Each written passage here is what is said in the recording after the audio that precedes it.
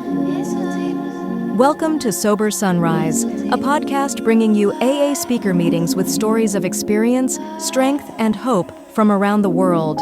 We bring you several new speakers weekly, so be sure to subscribe. We hope to always remain an ad-free podcast, so if you'd like to help us remain self-supporting, please visit our website at sober-sunrise.com. Whether you join us in the morning or at night, there's nothing better than a sober sunrise. We hope that you enjoy today's speaker.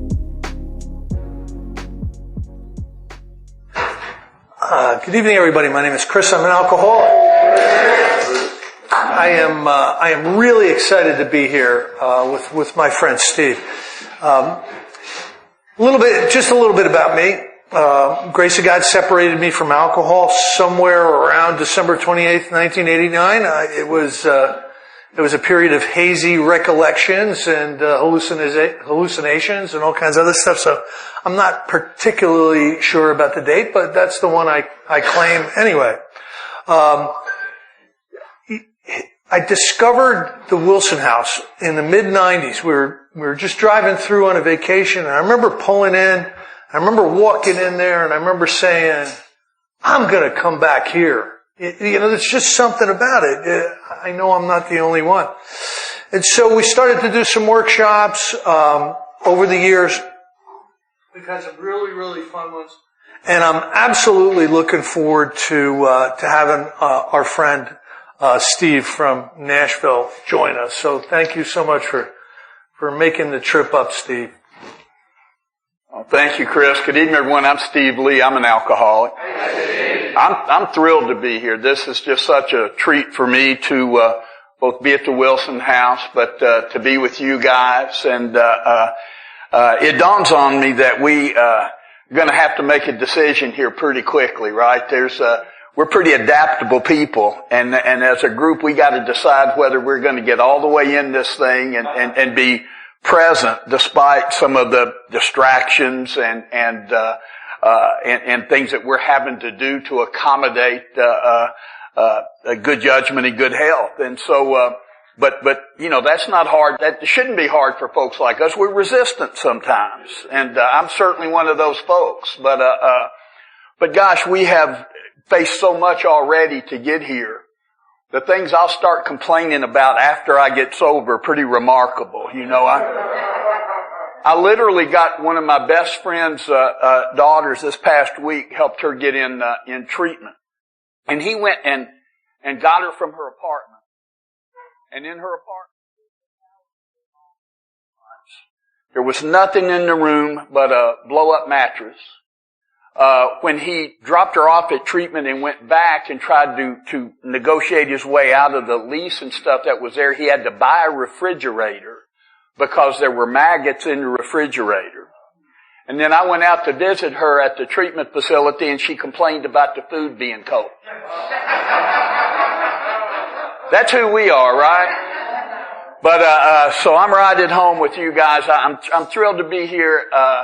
I see it as just such a wonderful opportunity for me to be in it with a group of people and connect over the course of this next 2.5 days, whatever we've got, and have a conversation. Chris and I talked, we hope during the course of the weekend we're going to have an Ask It basket and invite some questions and stuff.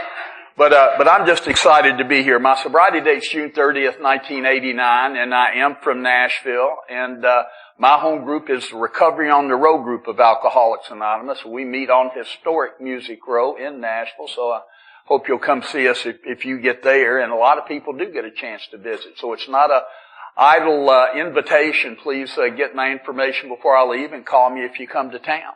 But I'm excited to hang out with you guys and to be with my friend Chris. I'm grateful he invited me, and we'll see what happens. We spent countless seconds trying to figure out how we were going to conduct ourselves the balance of the weekend, and we've come up with a plan that couldn't possibly go wrong. And so I'll give it back to Chris to get us started tonight. Thanks, Steve. So what we talked about in the first couple of seconds was what we were going to do in this first session. And the decision was basically, we want to qualify, we want to make sure that we've convinced you, that we're alcoholic and we belong in this recovery fellowship and with all of you, and we'll do that. But really also to talk about how we fully embrace the concept of step one. How do we fully concede to our innermost selves that we're alcoholic? And how did we understand alcoholism? What material did we need to go through to understand what alcoholism was? And I'll start. I started drinking somewhere around 1969, 1970. And I, from the get-go, had a different relationship with alcohol than a lot of the guys that I was drinking with. The first thing that was apparent was when I started drinking, guess what? If there was alcohol available, I kept drinking it. Unless I was somehow separated from it, I kept drinking it. And that's problematic, in itself, but I didn't recognize it as a huge problem. I basically would have told you, I party, man. Like, what are you, a lightweight? I party. So my perception on the craving for alcohol right off the get-go was delusional. And I tried to hang out with people who drank like me, like John over here. He was just like me. So when we drank together, there was no sore thumbs sticking out. We would do the same thing. So I started drinking early on, and a lot of it was in fields or in people's houses with their parents weren't home. But once I started to take my drinking out on the road, I started to really suffer some consequences. I immediately started crashing cars, and ending up in hospitals and having people come up to me the next day at school and say things like this: "Do you know what you did last night?" And I'm like, no, I don't remember any of that, It got to the point where I told them, just don't tell me, whatever it was, just don't tell me. Cause it was usually, it became more and more tragic and pathetic, my behavior. But over the course of time, I started to adapt my life and adapt my belief systems to massive amounts of alcohol. I had to normalize it somehow. Now, the milkman would have noticed that I was drinking too much. The neighbors all knew I drank too much. But if you were to come up to me and say, "Chris, you drink too much," I would probably say, "I don't drink enough." Where do you get that? It's none of your business how I drink. And I would cut that individual out of my life. I would distance myself from anyone who was, raising a red flag on me. And so it got to the point where, most of the people I was paying attention to were deeply involved in alcoholism or drug addiction or something, or dysfunctional or crazy. And that's kind of where I slowly ended up. Now alcoholism can be like an evolution. Over any considerable period of time, it can get worse, it can change, we can get more and more diluted, we can face more and more consequences, and we can become better at telling ourselves lies, about this alcoholism. But probably for the first 10 years of my drinking, there were periods of time in that drinking where I was having a lot of fun. I was going to the high school parties and getting really drunk we lived right outside of New York City, so we would go in and see the best rock bands in the world, in the 1970s. One weekend it'd be Led Zeppelin, the next weekend it'd be Pink Floyd, then it'd be the Grateful Dead. And we would just go in and we would party and just, somehow find our way home. And it all kind of seemed fun. in the first 10 years. Like when I look back on it, I'm thinking, oh my God, I ruined all those experiences being in a blackout. I ruined all those experiences being so high, I have no memory of them. But during that period of time, I really believed that I needed those substances to make the whole thing work. Now, because alcoholism is progressive and it really starts to, how the progression looked in my case basically was over any given period of time, I was putting more ounces of alcohol in my body per week. If there was a graph of alcohol consumption per month, it was going like this. And, when that happens, you end up doing a lot of drunk stuff. You end up, getting into a lot of trouble. And a lot of things happened in those first 10 years. A lot of DUIs, a lot of hospital stays. And then there was like a turn somewhere around my 10th year of drinking where it became isolation drinking. Like it became very dangerous for me to go out and drink at bars. It became very dangerous for me to go out, because I'd be driving or something, right? So probably the last 10 years of my drinking were it was basically in isolation, drinking by myself in a room. And by this time, alcohol had become such a master of my life that my life would look like this. I would come to in the morning wearing the clothes that I had passed out in the night before. I'd stagger into the bathroom. I was a non-filter cigarette smoker, so I'd have to do a bunch of vomiting when I first got up. So I'd get my vomiting over with and then I'd brush my teeth and I'd go out to my $100 car and I'd go off to a really terrible, terrible job with a terrible boss. And I'd be completely shattered, just absolutely completely shattered. And there were times when I would basically swear, this is it. I'm done. I don't want to feel this bad anymore. Do you remember what it's like? When you come into the next day and saying, I never want to feel this bad again. Well, that happened to me for years. And what would happen is I'd go off to my terrible job and somewhere around 2 or 3 o'clock in the afternoon, after swearing off alcohol, I'd start to think, maybe that decision was an overreaction. To quit drinking like forever? That seems very reactionary. And what would happen is I would change my mind by quitting time and right from leaving work I would hit the liquor store and I would buy a quart of vodka or a quart of bourbon and I'd take it back to the house and I'd pour it into a giant glass with ice.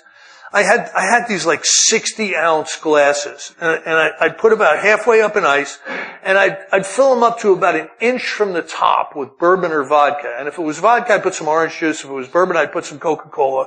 And literally, there'd be about 30 shots in each of these glasses.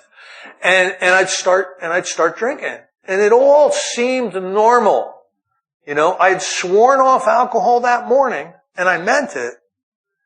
And I'm drunk as a hoot owl by 6 o'clock at night on a work night every single time. And then the weekend would come. And what the weekend would look like was I would get drunk on Friday night. I'd come to sometime, sometime Saturday morning and I'd start drinking. I'd go right to drinking. And I'd go into a blackout and I'd pass out. And when I came to, I'd start drinking again. And I could get drunk 4 or 5 times in a 2-day period doing that, just like full-time blackout drinking. And it just, I don't know if it's really accurate to say it felt like this was normal, but it was normal for me to do this. And it was chewing me up. It was chewing me up. So I tried, I had to go to an outpatient IOP in 1983 to get one of my driver's licenses back. And what it was a bunch of people sitting around in group talking about how they felt. And I had absolutely no clue what that had anything to do with me. You know what I mean? I hated everybody in this group and it was just a bunch of crap. And I just did it to get my ticket so I could get my license back. But one thing I learned was, somebody said, dude, man, the real hardcore people, they're up on the 5th and 6th floor of the hospital. They put you inpatient. It's lockdown, dude. So I had in the back of my mind since 82 or something, that there was a lockdown ward for alcoholism. So my drinking gets worse and worse and worse. And I start to become violent and I start to become crazy. And, I end up one day just giving up, just saying, I don't know what it is about alcohol, but I'm drinking it every day. Maybe if I go to this 28-day treatment center, they'll teach me how to not drink every day. I didn't know anything. So I signed myself into a 28-day, treatment center and I went through it. I participated as best I could. It was not a pretty sight. I get out of the treatment center and I stayed sober a couple of months. And what happened was one day on the way to an AA meeting, the thought crossed my mind that I haven't been drunk in almost 3 months. Matter of fact, I don't even remember what it's like to feel drunk. I think what I should do is I should buy a gallon of vodka. And now listen, if I buy this gallon of vodka and I drink it, it'll remind me what it's like. I'll feel really bad the next day, and I'll shoot back to this AA thing and really start to do a good job with it. And that's what I did. I bought a gallon of vodka to improve my sobriety. And I know there's people here that get that. That's why we like each other. We're all crazy. So what happened was it started a 7-month debacle of the worst drinking and the worst emotional and spiritual agony I think I've ever experienced. And when the smoke cleared from that, I went back to Alcoholics Anonymous with an absolute vengeance, just an absolute vengeance, willing to do all the stupid things, like, get a sponsor. Oh yeah, that's not going to work in my case. Get a home group. Oh yeah, well I know why most people would get a home group, but that's not going to work in my case. I got willing to do all the things that I wasn't doing, and I plugged in to the fellowship. But I still didn't know what alcoholism was. I knew that I drank too much. I knew I was addicted to alcohol. I knew I was caught up in a terrible lifestyle. But I didn't know what alcoholism was.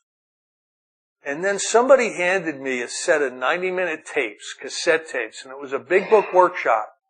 And it was the first time I ever heard an accurate representation of step 1, what I was suffering from.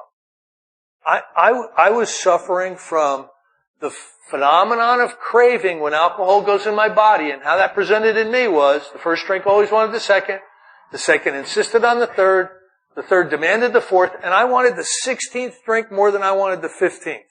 And that's a physiological, spiritual, mental conundrum. That just, there was no fight in me against that.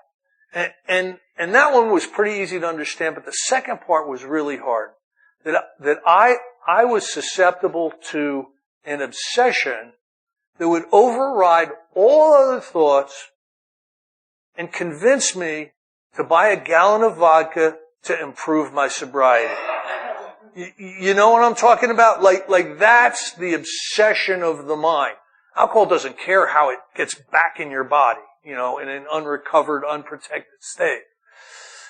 So I started to learn a little bit about that. And then there was the after the dash, that I was an absolutely awful manager of my life. If you looked at how I lived my life, the belief systems I had, the decisions I was making, the relationships I was in, there's no way you couldn't have given me an F-. And I really started to look at that, and I started to dig into the text Alcoholics Anonymous, which just gives a beautiful series of examples of step 1.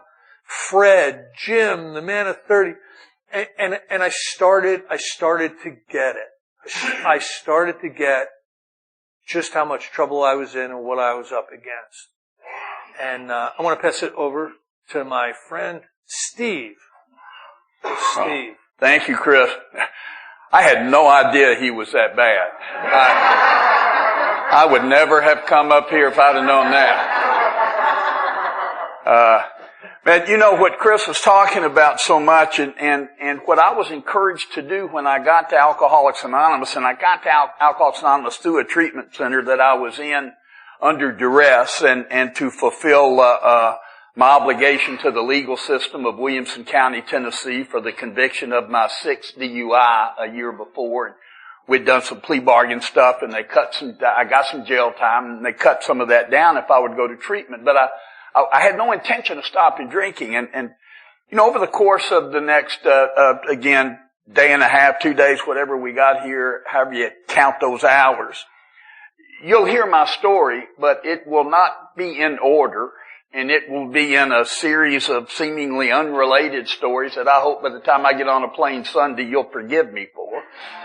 But you'll know me better. You'll know at least what my life has been like. But the first thing they did when I got to that treatment facility was decide that they wanted to explore my relationship with alcohol. And when I get to Alcoholics Anonymous, you guys encourage me to explore my relationship with alcohol, but you do that by telling me about your relationship with alcohol. You don't quiz me about my drinking, you share about yours and give me that opportunity for identification, which is the linchpin of Alcoholics Anonymous. It's what got me here. It's what keeps me here. The identification today is less with the problem and more with the solution, but it still is what we have in common and keeps me here. But man, all the stuff that Chris talked about is stuff I didn't know either. You know, there's a great line in our book, back in A Vision for You, talking about Dr. Bob. And it says that he was painfully aware of being somehow abnormal, for he did not yet fully understand what it meant to be alcoholic. And I sure spent a lot of time painfully aware I was somehow abnormal, but I could not have explained or articulated to you what the abnormality was. And I got here because I had alcohol-related problems, which is different than being alcoholic, but I could connect the dots between my drinking and the trouble I got into as a result of my drinking. I'll tell you something, at least in my case, you cannot get a DUI if you have not been drinking. Now I did go to a beginners meeting in Nashville, a full moon group on Friday nights, and I went back in the beginners meeting. I love it, and this guy sat down next to me, and I could tell he was not happy to be in this meeting, and I get that. He still he had his arm in a sling, you know. We show up sometimes in actual bandages, but I said, "Hey, what brings you here tonight, man?" And he grunted. He said, "I got a DUI for having a broken tail light."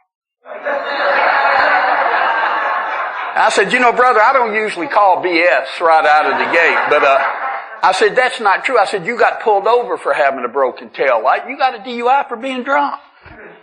And I was drunk in all of mine, so I could connect those dots. And I didn't spend as much time trying to stop drinking as Chris did. I spent a lot of time trying to not let that happen again. Whatever that was. Cause it looks like the way to navigate this is to try harder to do better.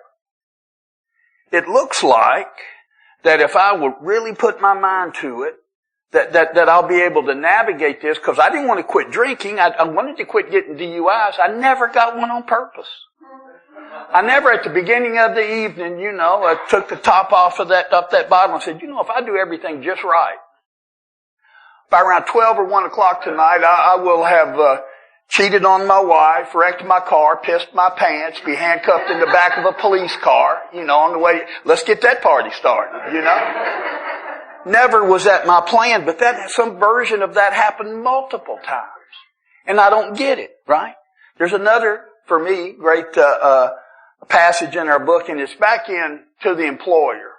And I know I'm with some committed AA members here this weekend, but you got to be full on committed to read all the way to the Employer. Those pages aren't dog-eared in your book, I know. But back in there, it says, when dealing with an alcoholic, there may be a natural annoyance that someone could be so weak, stupid, and irresponsible. That's coming from the point of view of the employer who is uninformed about alcoholism, and to the untrained eye, alcoholism looks weak, stupid, and irresponsible. It looks like to those around me, if you loved me, you wouldn't do that. If you cared about your daughter, Steve, you wouldn't be drunk at the hospital when she was born. If you cared about this job, you'd show up and do it. You know, if you wouldn't do that if you cared enough. Don't you see? And they would give me good information. We all got a lot of good information before we got here, accurate information. But logic, good intentions, and firm resolve proved to be no match for alcoholism, but I didn't get it.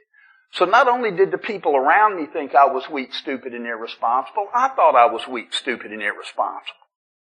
Now, I didn't say it out loud to them. You're defending yourself from the charges from other people, but alone, with myself and with my thoughts, what's the matter? I was painfully aware of being somehow abnormal, but I didn't get it. Also couldn't wrap my head around the idea that I had alcoholism when I wasn't drinking.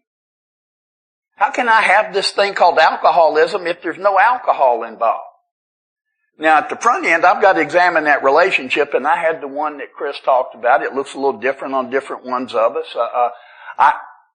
When I got to AA, and you guys began to share your stories with me, when you began to talk about your alcoholism, and I began to read about it in our book, you gave voice to my alcoholism. You gave me a language to talk about it in. You would say something, and the moment after you said it, I would know that had been true about me forever. The moment before you said it, I had no idea.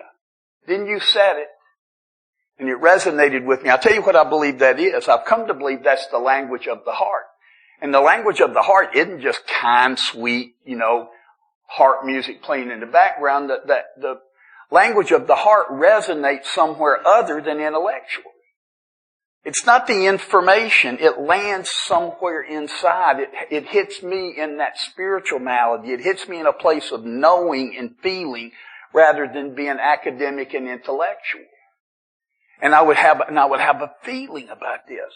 And you gave me this language. I'm like, I was never in a bar, and after about my third drink, nudged the guy next to me and said, I don't know about you, pal, but that phenomenon of craving's kicking in on me. Whoa, lack of power is my dilemma. I didn't have that kind of language. I just felt like I changed my mind. I was going to go, and that was usually about not how much I drank. It was usually about, needing to be somewhere I didn't get to, I tell my wife, I said, baby, I'll be home at 7. She said, you're going to have to be more specific. AM or PM, and Tuesday or Thursday, August or September. And I'm kidding, but I'm not kidding. And I meant it when I said it. And the thing that was so baffling was how often I said, baby, I'm going to be home at 7, and I was home at 7. And then the next time I wasn't. Circumstances weren't any different. My intentions weren't any different. My resolve was just as committed. And it didn't feel like, it just all of a sudden after that third, fourth, fifth drink, whatever it is, I just thought, well, I'm a grown man. I'm working. I don't have to go home. Nobody can tell me what to do. Or nothing. Or I just went off into what our book says, oblivion. Awakening to face the hideous 4 horsemen of terror, bewilderment, frustration, despair. Often it wasn't a choice. Sometimes I suffered the delusion that it was a choice, like Chris talked about. But I don't understand this relationship I have to alcohol. They asked me questions when I showed up at that treatment facility that morning. And that was 1989, and it felt like a test, but I know it was an assessment now in the language of treatment. And I did a psychosocial workup that had a lot of clinical questions, but they also had 30 questions that were a little bit like Jeff Foxworthy's "You Might Be a Redneck" is. And they all began with the phrase, have you ever? Boy, that's very little wiggle room in that. Have you ever? And they explained that meant even once and even with a really good reason. Have you ever drank in the morning? Have you ever drank alone? Have you ever had a blackout? Have you ever had a DUI? Have you ever had trouble at work because of drinking? Have you ever had trouble at home because of drinking? 30, have you ever questions, which most of you know, just have check yes or check no, to what I contend are clearly essay questions. These are questions that beg for an explanation. And you know, we laugh here tonight. I can even see you laughing behind your mask. But we laugh here tonight because you understand the absurdity of that thinking. But I'm telling you, that morning I could not make myself check the box. Because people are going to draw conclusions about me. And how can you do that without the backstory, without context, without the information? In fact, I had questions about the questions. I said, what do you mean morning? And I think it's a valid question because part of my problem is I think I know what they're asking. See? I think they're asking me if I'm that guy that's got a bottle of vodka on the nightstand that wakes up at 4 a.m. with the shakes and the sweats and has to take a pull off of that just to fight that off, just to limp into the bathroom and maybe get into my day. And I've certainly done that a few times, but not so often I'm going to cop to it on this test. But there's another kind, I said, what if, by the way, what if I'm out at a very nice establishment at 1 or 2 in the morning at last call? Is that morning drinking? And if I don't explain the difference to you, you'll think I'm poor, pitiful, bottle on the nightstand guy rather than cool out at the club guy. And, then they said, have you ever drank alone? I said, yes, but they left. Did you ever just go, whoa, where'd everybody go? It was a party a while ago and all of a sudden it's me standing. But again, I think I know what they're asking me, right? I think they're asking me if I'm that guy that's got to go home, do what Chris talked about, drink in isolation, close the door, dim the lights, unplug the phone back then, now put it on silent or vibrate or turn it off. Drink in isolation, hide from the world. And I've done that a few times, but I'm not copping to it. But there's another kind of alone drinking that I had to do. I'm a guy that had to drink to go drinking. I see the heads nodding there. I got to drink to go drinking. Why is that? Why is that? Our book refers to alcohol as a social lubricant in one place. And man, I get that. That's like oiling up, and then I can move easily amongst you. But without that lubrication, I feel like I'm in fits and starts. I'm bumping into everything. Now, I don't look like that. I feel like that. See, I can't tell you, again, not understanding that relationship that the root of my problem is selfishness and self-centeredness, this hyper self-involvement with me, this hyper focus on what I feel like, on what I think you think.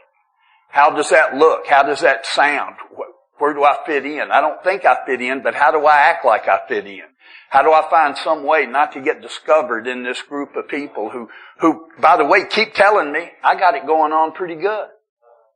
Yet I know that, see, the wonderful line in our book for me, one of the non-drinking parts of our book that let me know I was at the right place, my friend Ben and I talked about it. I think it was Ben and I today, or maybe it was that girl I took to treatment earlier this week. When the book says that the alcoholic, more than most, is an actor. He wears two faces. It's a stage character that he wants his fellows to see. He wants to be a man of certain reputation, but in his heart he knows he doesn't deserve it. And when I read that, I said, man, that's how I've lived my life. I desperately want to be a man of certain reputation. And I'm out to get it, but even when I get the accolade or the acknowledgement or the pat on the back, it leaves me empty because I know you're responding to the actor, because I know that I'm not showing up, that I am, and it's exhausting. For me, it's exhausting to act that hard, to pretend like you got it together. And so that's when I needed to spend a lot of time alone. That's why I would end up in that isolation. It's too hard for me to be with you guys on a regular basis.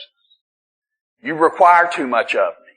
I don't know what it is you require, but it just feels like I got to give you something. I was 6 months sober, and sitting in a meeting on a Saturday afternoon, and I was loving being in AA at this point, but it's the first time that I realized Before the meeting, I heard this chatter going on. I'm sure it had been going on before. You guys hear the chatter in your home groups and when you're there.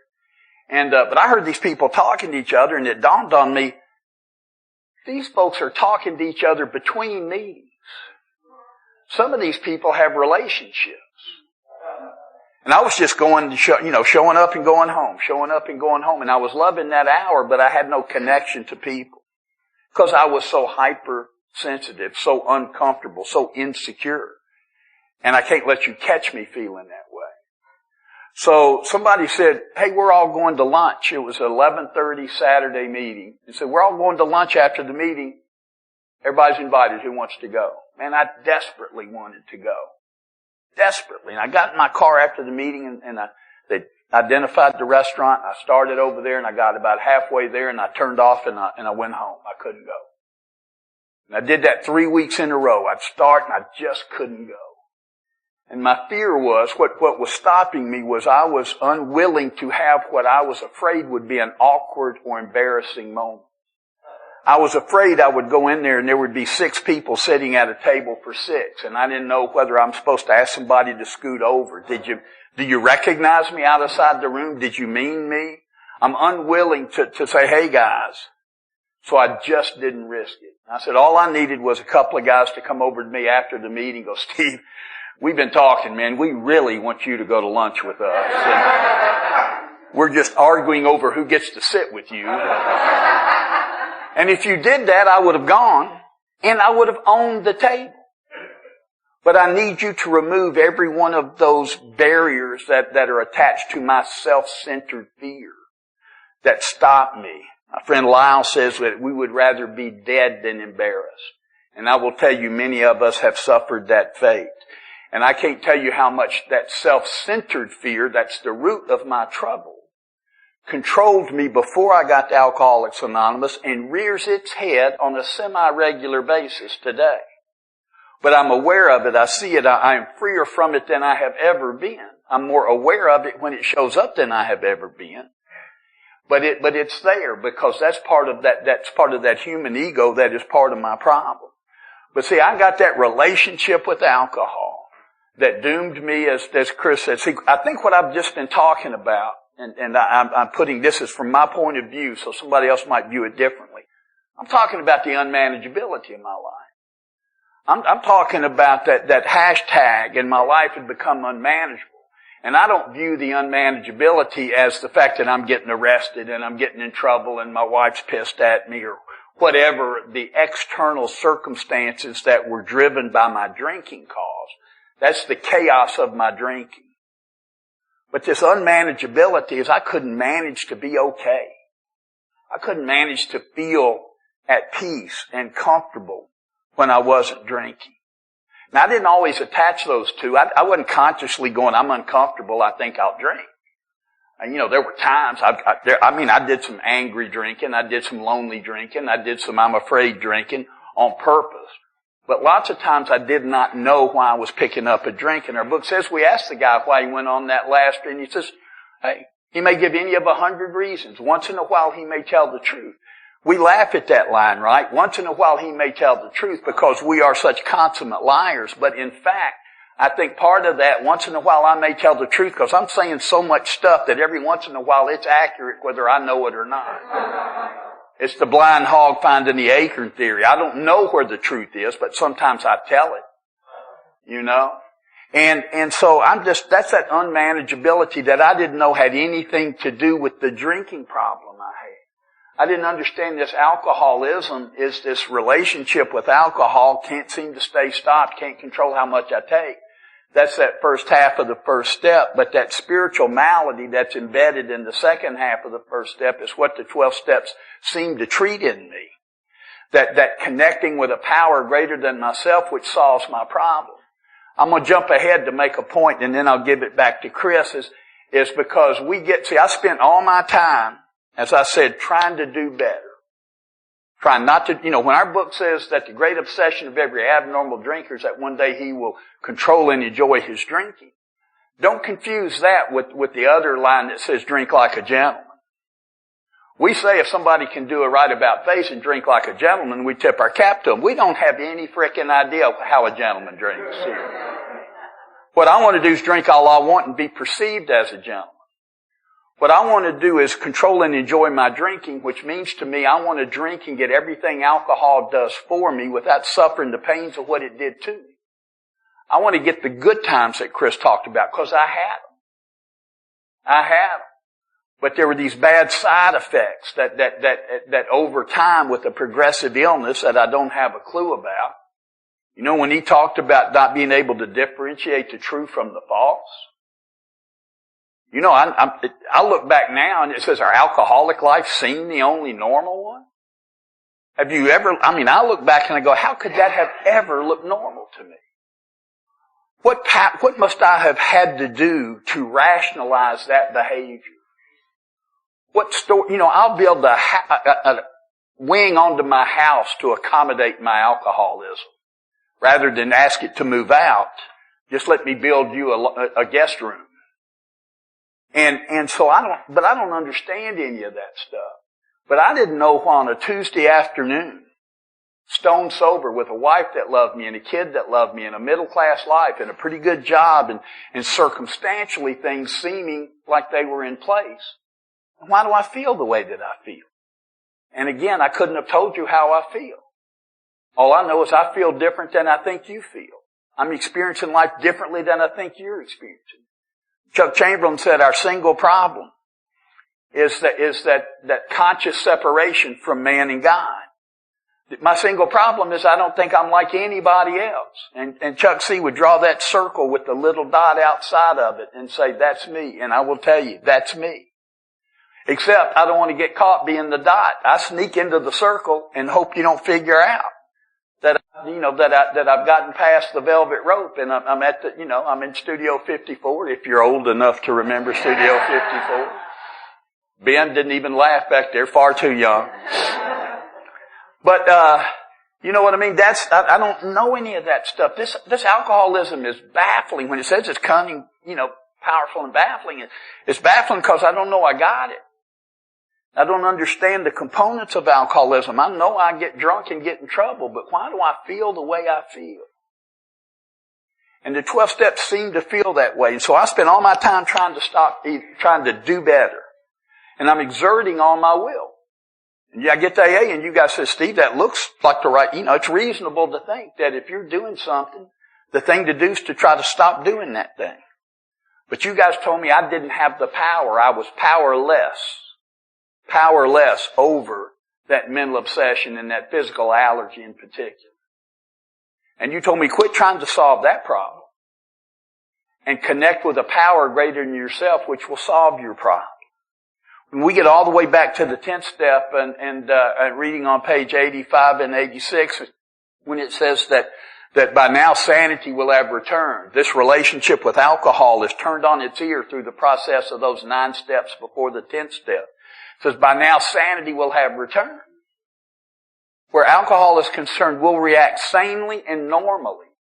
And it says this new attitude toward liquor will be given us with no thought or effort on our part. It just comes. And I read that, I go, are you kidding me? I've been working my ass off in AA. I've been working steps. I've been giving guys rides I don't even like. I've been listening to a sponsor who's clearly confused about what's best for me. I've been working my butt off in AA. So what do you mean no thought or effort on my part? But what I've come to learn or believe for me is that there was no thought or effort on my part about gaining a new attitude toward liquor. The thought and effort that we put in Alcoholics Anonymous is about connecting with a power greater than myself, which will solve my problem. That new attitude toward liquor is a side effect of the spiritual awakening that the 12 steps of Alcoholics Anonymous offer me. So I want to connect through these steps. I want to connect with this power, and we're going to talk more about how much room I've got to find the power that I can conceive and identify with and embrace myself. And that does the work. My work is to get there. And it says at the end of there is a solution. It says each of us, all of us, and certainly me and Chris this weekend, and our own language and from our own point of view talks about how he established a relationship with God. That's what we're talking about. We're not talking about how did I get a new attitude toward liquor. We're talking about how did I establish a relationship with God, and we don't spend a ton of time talking about God. We talk about how we establish the relationship. You know, I don't know. I'm here in East Dorset, and I don't know how the hell I got here, and I don't know very much where I am, but if I ask somebody here, tell me how to get to New York City.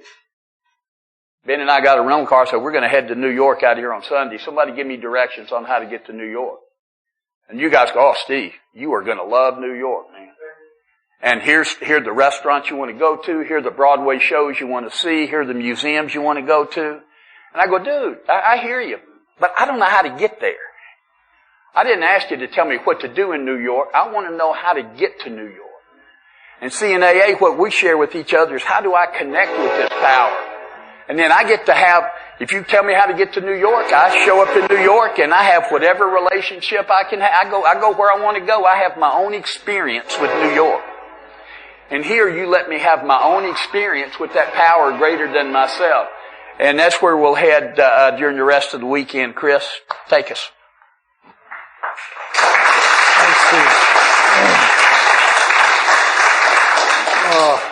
You know, what I'm thinking a lot, the great examples that Steve is giving that are obviously examples of insanity that I relate to.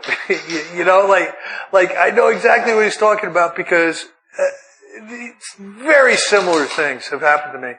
So, you know, here's a question. Like, what did alcohol treat? You know, what did alcohol treat? Why did I drink it? Why was I drawn to the effects of alcohol? And I believe it's certainly in the beginning, if not all the way through, it was this toxic expression of selfishness and self-centeredness and self-involvement and worrying about everything in the world and just generally being uncomfortable with myself and my environment in a sober state. And alcohol treated that. So the book talks about alcohol being a symptom. It's certainly a big symptom.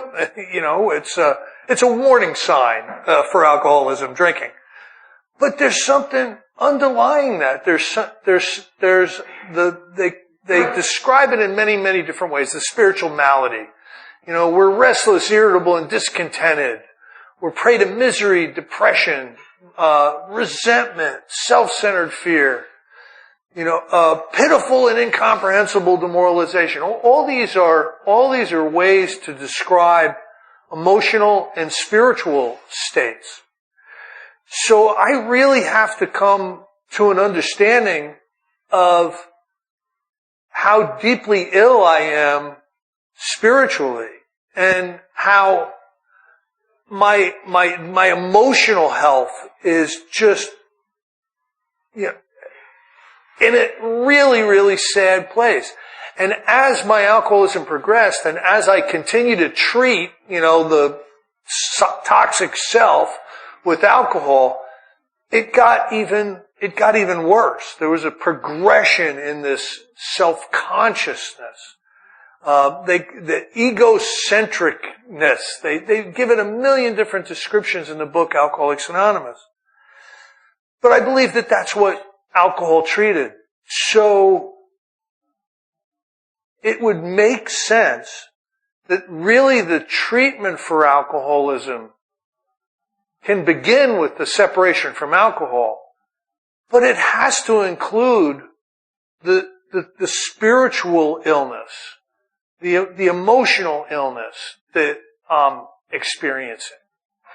And the coolest thing in the world is a stock shyster from New York City that used to live right over there, and a failing proctologist from Akron with big hands came up with put together it was really Bill Wilson. He put together the architecture using the Oxford group. He was really deep into New Thought. As he got sober and as he stayed sober, he read a lot and he studied a lot of Christian Science. He studied a lot of Catholicism. He learned from an Episcopal priest. He got really, really deep. He was drawn deeply into these spiritual studies. Because I believe intuitively he understood our recovery has got to start and has to completely include this spiritual capacity. We must become whole. There's a couple of lines in the book that have really resonated with me over the last couple of years. One of them is that we need to begin to understand that self had defeated us. Now think about that. Self had defeated us. We're us, right? Self is a series of belief systems. Self is our way of thinking. This self has gotten sick. Our belief about being the only one here and making decisions about how everything is going to impact us is what defeated us. You know, it doesn't say Chris Bourbon defeated you. It says self defeated you. And the many forms of the way self manifests, the way it calls self it, the way it manifests. It's amazing that they got so deep into what the real problem was. It's going to take a personality change. It's going to take a different way of thinking, of believing, a change in attitude. It's going to change. It's just going to completely change the way I am. And they talk about in the book, after going through a series of steps to reduce this experience of self, that we were reborn. There's got to be a rebirth. And all this stuff is in the book Alcoholics Anonymous, and it's talking about the wholesale miracle that happened when a whole bunch of alcoholics applied these principles and applied these steps. A wholesale miracle happened, and there's been an enormous amounts of recovery. So when I see after the dash in step 1, my life is unmanageable. Me managing it is, number one, it's really a bad idea. But it's more of it's an internal condition. If you drank, let's say you're not alcoholic and you drank like I did, there's plenty of alcoholics that get drunk out of their mind and cause a lot of trouble. That's not really what they're talking about in alcoholism. They're talking about us being spiritually ill. So a recovery program has got to include something that will help the spirit recover. And it's funny, in step 12, they talk about the awakening of the spirit. And so, Steve and I are going to be here this weekend. We're going to try to share from our own experience some of the things we've done, some of the experiences we've had, some of the lessons we've learned, and tell some of these stories. But, I'll tell you one story about this self, from very, very early on. I'll tell you one story, and it's something that ingrained itself into my memory when I was 5 years old.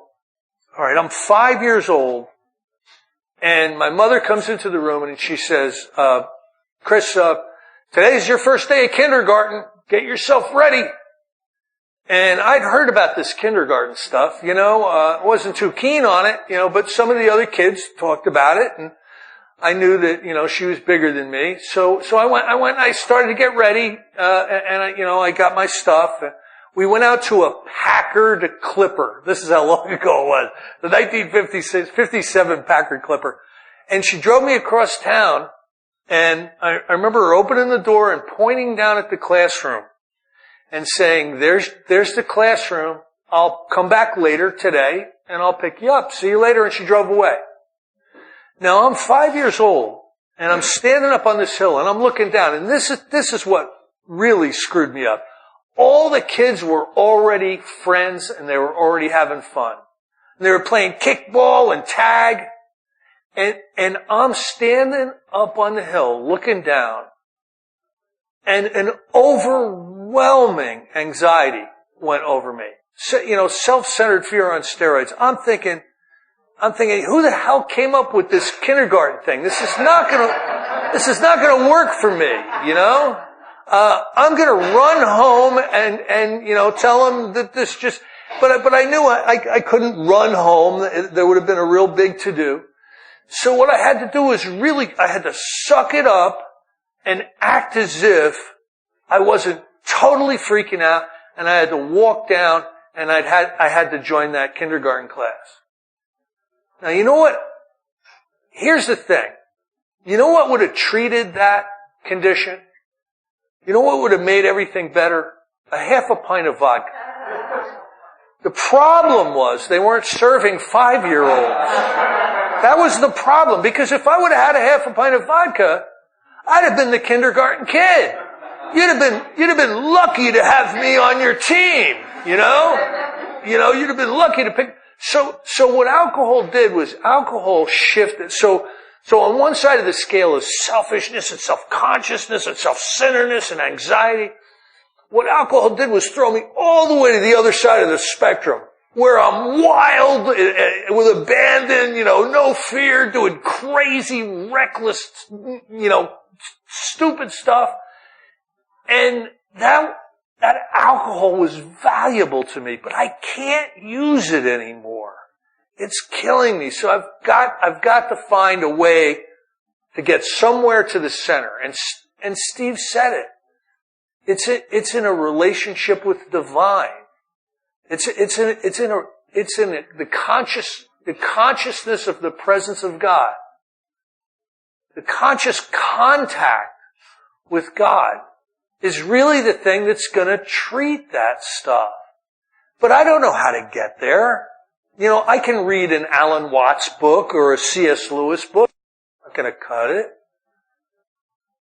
And in Alcoholics Anonymous, I find the solution for this stuff. It's remarkable. It's remarkable. It's remarkable to me.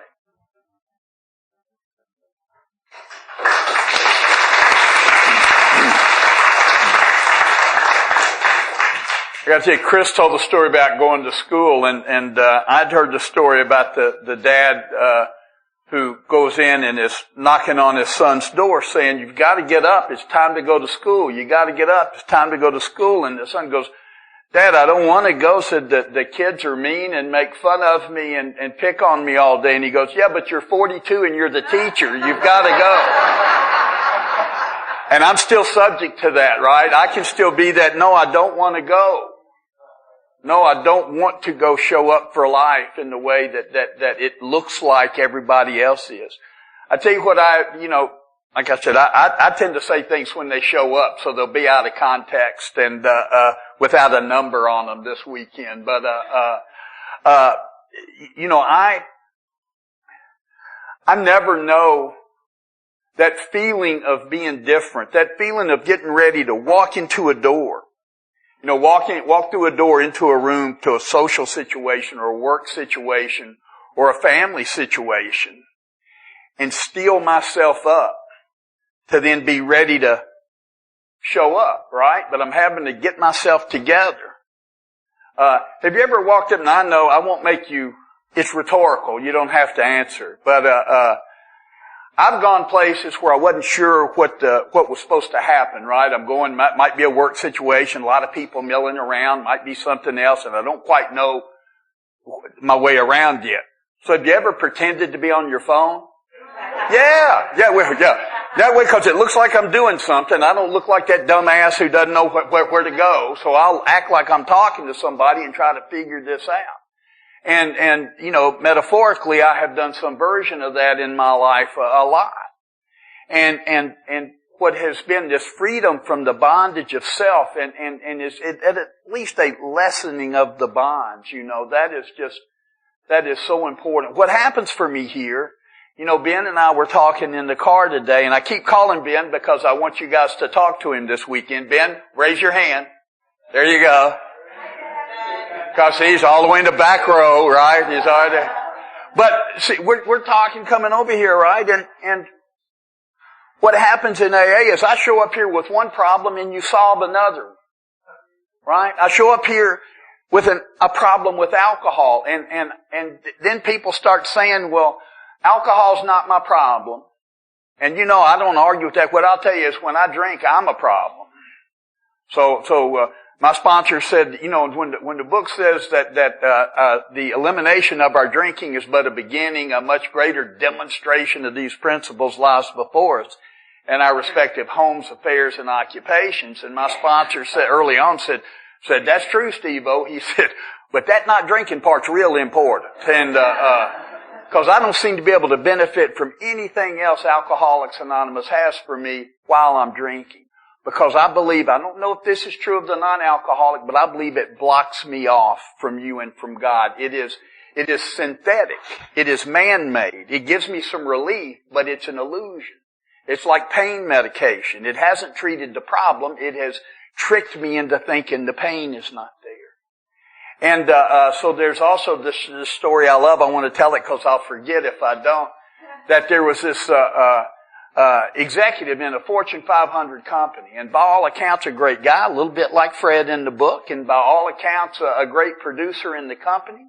Well liked by everybody. He had one real failing. It seemed that every week when he went to give his report to the CEO of the company, he would wet himself. And he wore khaki, so it was a bad look. And he was horribly embarrassed by that, as is understandable. And the CEO was a kind and compassionate man, and he said, I'm going to connect you with our company psychiatrist to help you with that. He's grateful. He goes off and comes back the next week. Goes in to deliver his report. Sure enough, wets himself. And the CEO goes, well, I'm sorry you didn't get a chance to see the psychiatrist. And he said, no, I saw him. Well, I'm sorry he couldn't help you with your problem. He went, no, we're good. He helped me. He goes, dude, you just pissed yourself, And he said, yeah, but I'm no longer embarrassed about it. So what problem's getting solved here, right? I show up with this drinking problem, and this hyper self-centeredness is what begins to be treated. What happens with these 12 steps is it makes the alcohol unnecessary. In fact, it makes it a burden. It takes away what you've given me. See, I'm not here tonight out of desperation, and if you're new, I want you to understand, I don't think there's too many new people here, but that's not, I'm absolutely capable of getting drunk again. I suffer no illusions about that, but I'm not here out of fear of getting drunk. I'm here because I love the life I have today. Because I've been given this freedom. And I don't embrace it all the time. I don't access it all the time because that ego will show back up. That ego only has bad news for a guy like me. That ego just says you're not enough, there's not enough time, there's not enough stuff for you. They don't, I'm at a meeting one night and I was about 4 or 5 years sober. It's when I was living in Richmond, Virginia, and I spoke about as long as I've spoken tonight, and it was not a speaker meeting. And got home, my sponsor had been there. I called my sponsor, Joe. You asked some folks about Joe Sullivan, and Joe's passed away now, but I asked Joe, I said, Joe, did I sound self-righteous in that meeting tonight? And he said, oh, Steve, you're still asking all the wrong questions. He said, because the question isn't, did you sound self-righteous? The question is, were you self-righteous? He said, but see, you don't care if you were self-righteous or not. You're afraid they think you're self-righteous. You're afraid they're driving home going, man, that Steve's a self-righteous son. He says, you're not worried about the defect of character. You're worried about what the defect looks like on you. And he said, here's the news, Steve. He says, you're not who you think you are. And you're not who they think you are. And you're especially not who you think they think you are. And I'm going to tell you that struck me, and from that day till this, I've become it's not like I'm free of that, but I'm aware of the fact of how often I am impacted by what I think you think. How will this look? How will this sound? How will this play? And sometimes, it can be a whole host of things we say, and then we get to saying stuff around here that I don't understand. I need other people to help me understand what it means. And you guys started saying what other people think of you is none of your business. And I thought that meant that I shouldn't care what anybody thinks about me. I care. I've sat up here tonight. I hope you like me. I'd love to be liked and respected and appreciated and all of these things. But what you teach me in AA is while it's okay to kind of want those things, I can't let that dictate my behavior. That what I'm supposed to do is embrace these 12 steps and make principle-driven decisions, and the conclusions you draw about me are out of my hands. Because I don't know what my recovery looks like to somebody else. But I do know that if I keep trying to please individuals here, chase you around, we've all heard the guy that gives the talk at a conference somewhere, and 99 people pat you on the back and one person picks a bone with you, and I chase that guy around the rest of the weekend trying to convert him.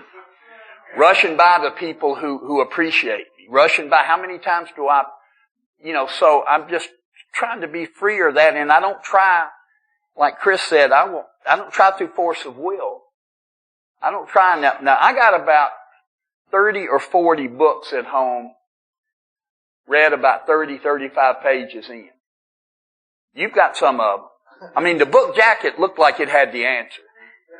And I said, I'll read this, and there's going to be something on a page that's going to make the difference.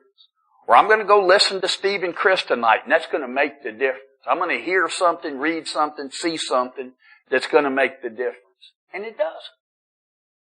What we do is here's things that maybe help us change a perspective or a point of view that then free me up to go take the actions necessary. What we got to do is take the information and put it into application to bring about the transformation.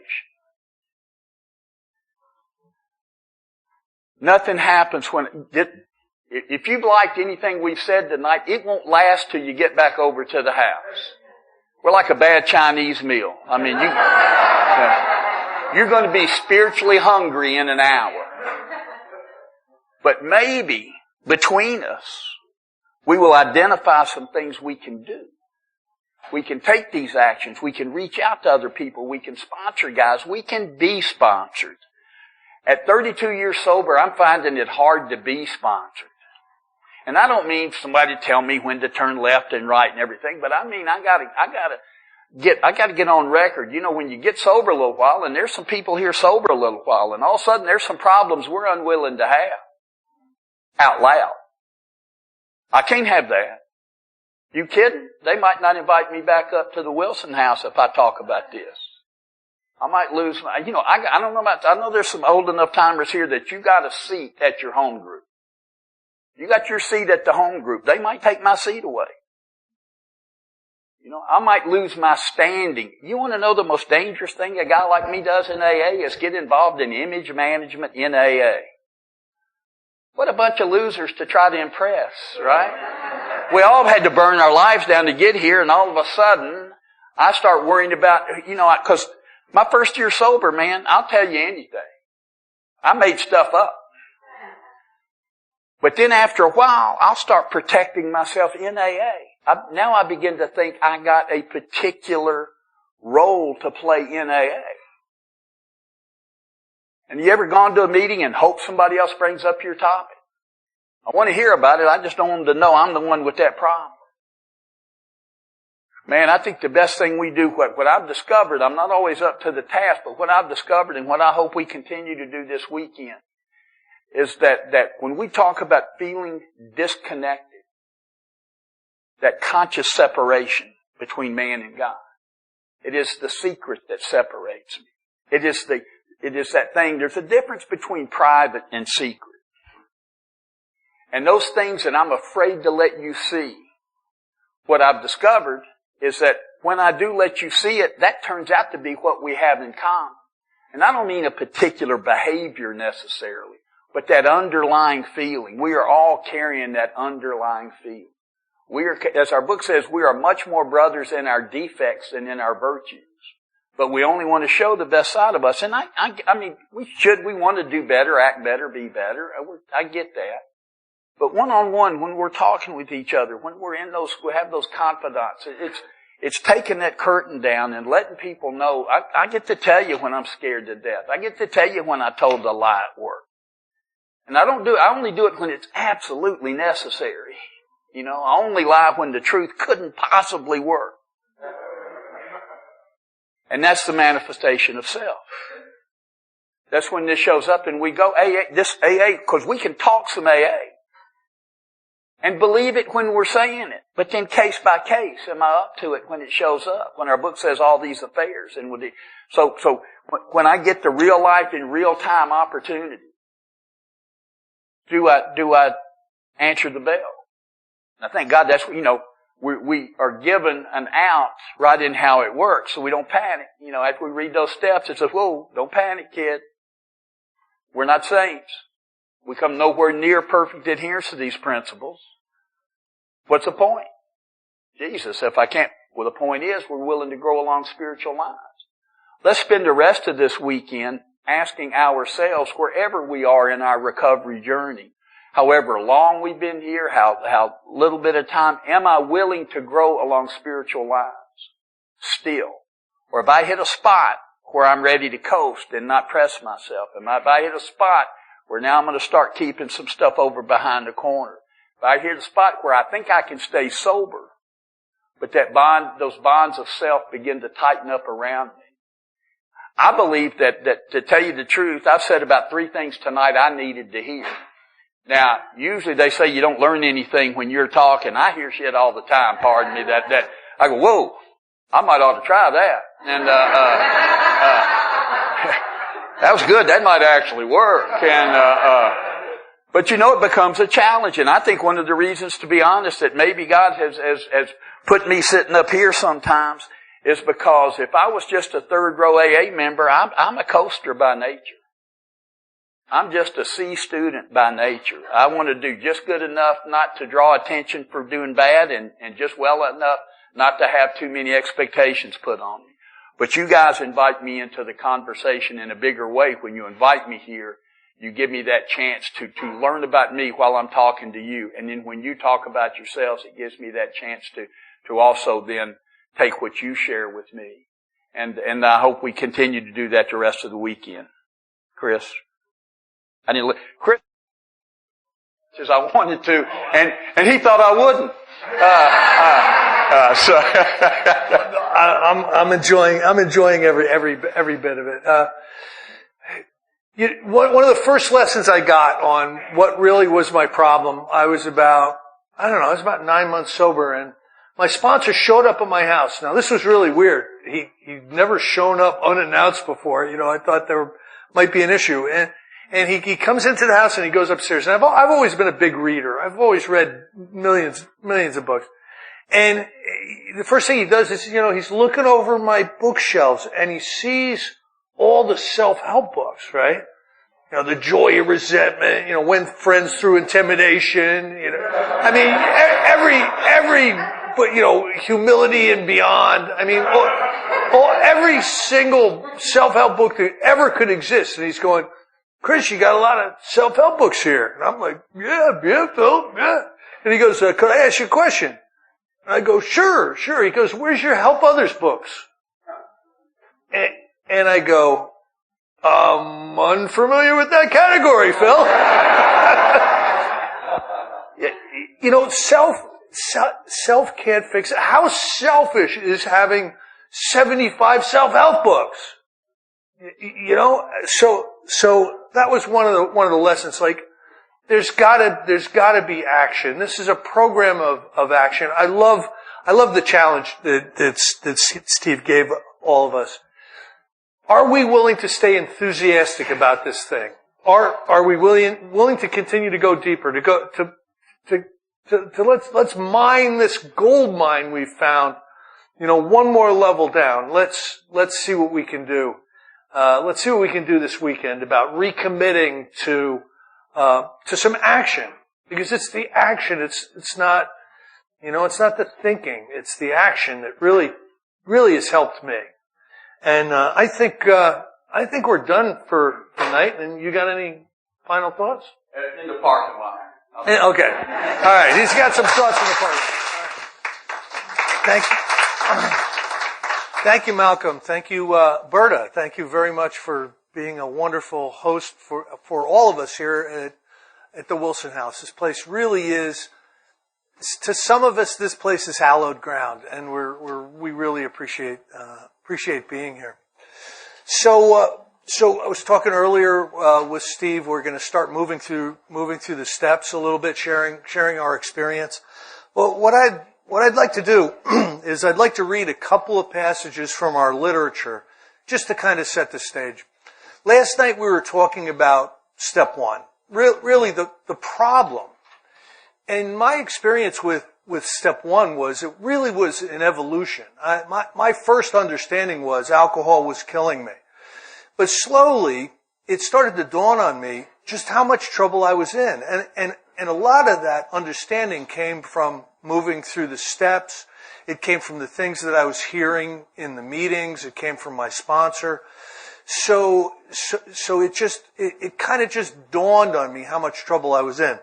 But what I want to do is I want to read a kind of seldom read piece. This was buried in Tradition 9, but I remember the first time I read it, I'm like, holy mackerel. So this is on page 174 of Tradition 9. It says, unless each AA member follows to the best of their ability our suggested 12 steps to recovery, they almost certainly sign their own death warrant. You think he meant that? Was he maybe being extreme? It's been my experience that the people who really are, real alcoholics that show up in Alcoholics Anonymous, if there isn't some form of spiritual practices that develop and a change in personality, they don't make it. So Bill was this prophetic guy who saw problems before they even happened. And he really understood the nature of alcoholism. And he understood we can't just get sober and have everything go well if we're the type of alcoholic that this book describes. And then it says, their drunkenness and disillusion are not penalties inflicted by people in authority. They result from their personal disobedience to spiritual principles.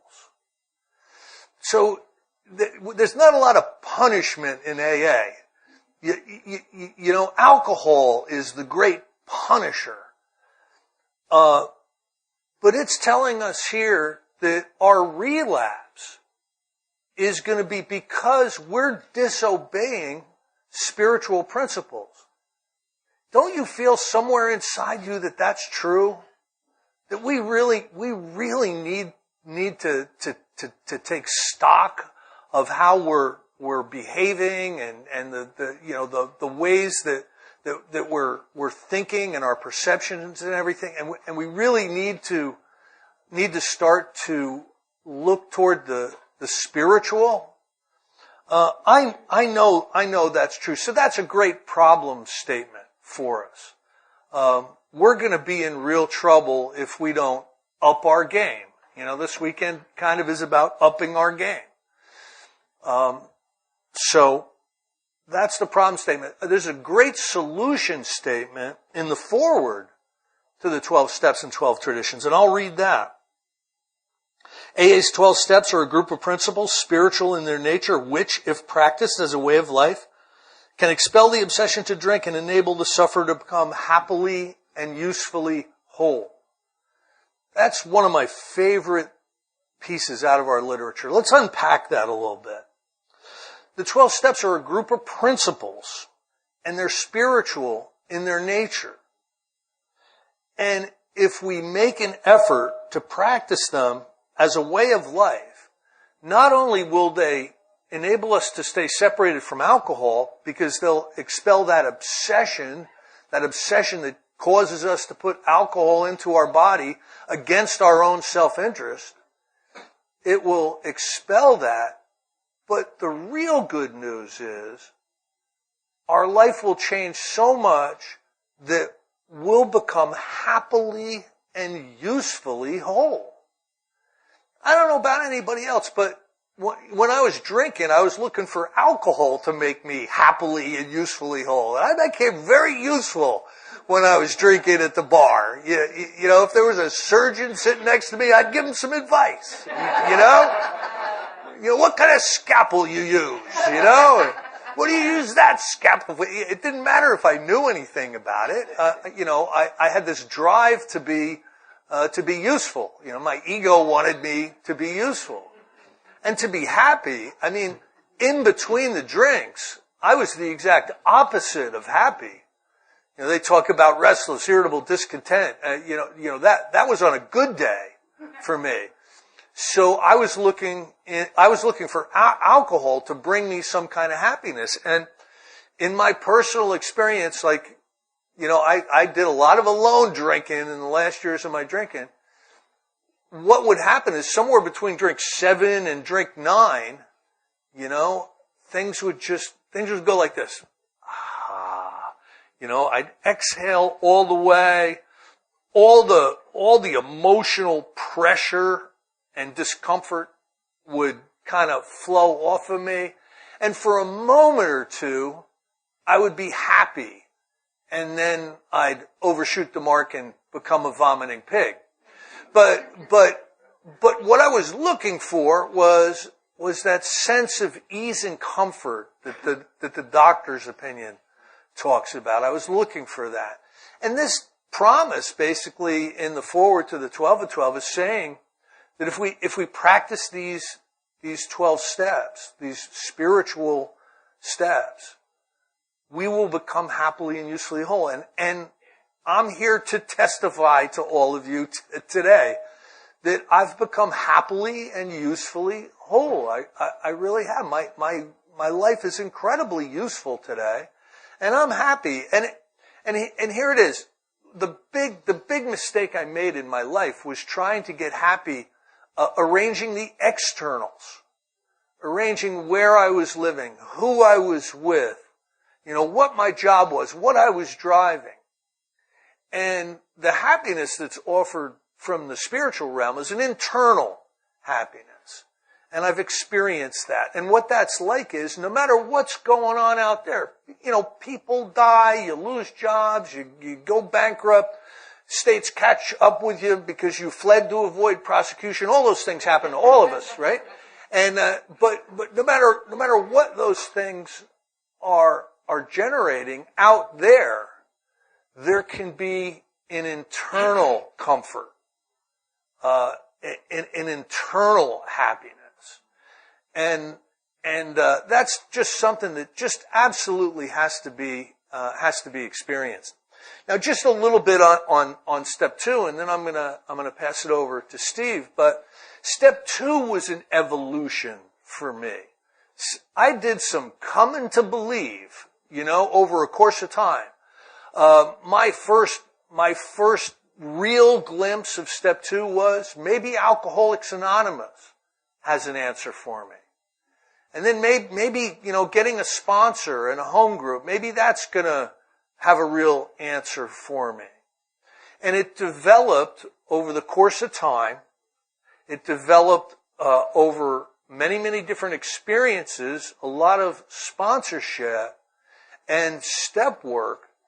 It developed into a personal relationship with the divine, the consciousness of the presence of God.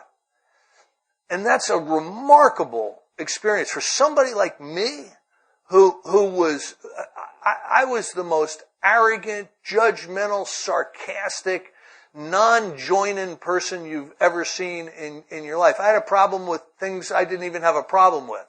That's how many problems I had. And for me to be able to move through that evolution is remarkable to me. And I know you all had a lot to do with it. me paying attention to what was going on with all of you in the meetings and with your own personal recovery played a real role in it. But I am very glad that walking down into the basement to my first Alcoholics Anonymous meeting, somebody did not meet me at the door with a list of the steps saying, this is what you have to do. You have to do it right now. This will establish a relationship with God for you, and that's what's going to solve your problem. Because if that would have happened, I would have said, thank you. That's great information. Good luck to all of you. That's not going to work for me. I had to be led by the hand. You had to lead me by the hand into this coming to believe. But it's turned out to be an unbelievable experience for me. This coming to believe in a power that can pull me away from the gates of death and insanity of alcoholism. It's a power. The things that blocked me off from really believing in this power were my old belief systems, the things that I learned in Sunday school, the things that I just described in my mind. When I thought, I'll say this, when I say God today, something pops into your head that I don't mean. You know what I mean? It's really, really difficult to describe this power. And when I start to put descriptions on it, I put it in a box. It's a power that if I'm living life along certain spiritual principles, I can gain access to. If I'm living life based on selfishness and self-centeredness and self-involvement, I'm distant from. So these steps really have the steps and the sponsorship and the service commitments and everything that Alcoholics Anonymous has told me it would be a good idea if you did that, Chris, has changed me to the point where now this power is accessible to me. And it's absolutely, revolutionized my life. And I see it revolutionizing your lives. The actual power of God can work in you and through you. They don't even say that at church. You know what I mean? But that's really one of the promises that we have. The actual power of God can work in you and through you and do for you what you cannot do for yourself. And Steve, I want to hand it over to you, buddy.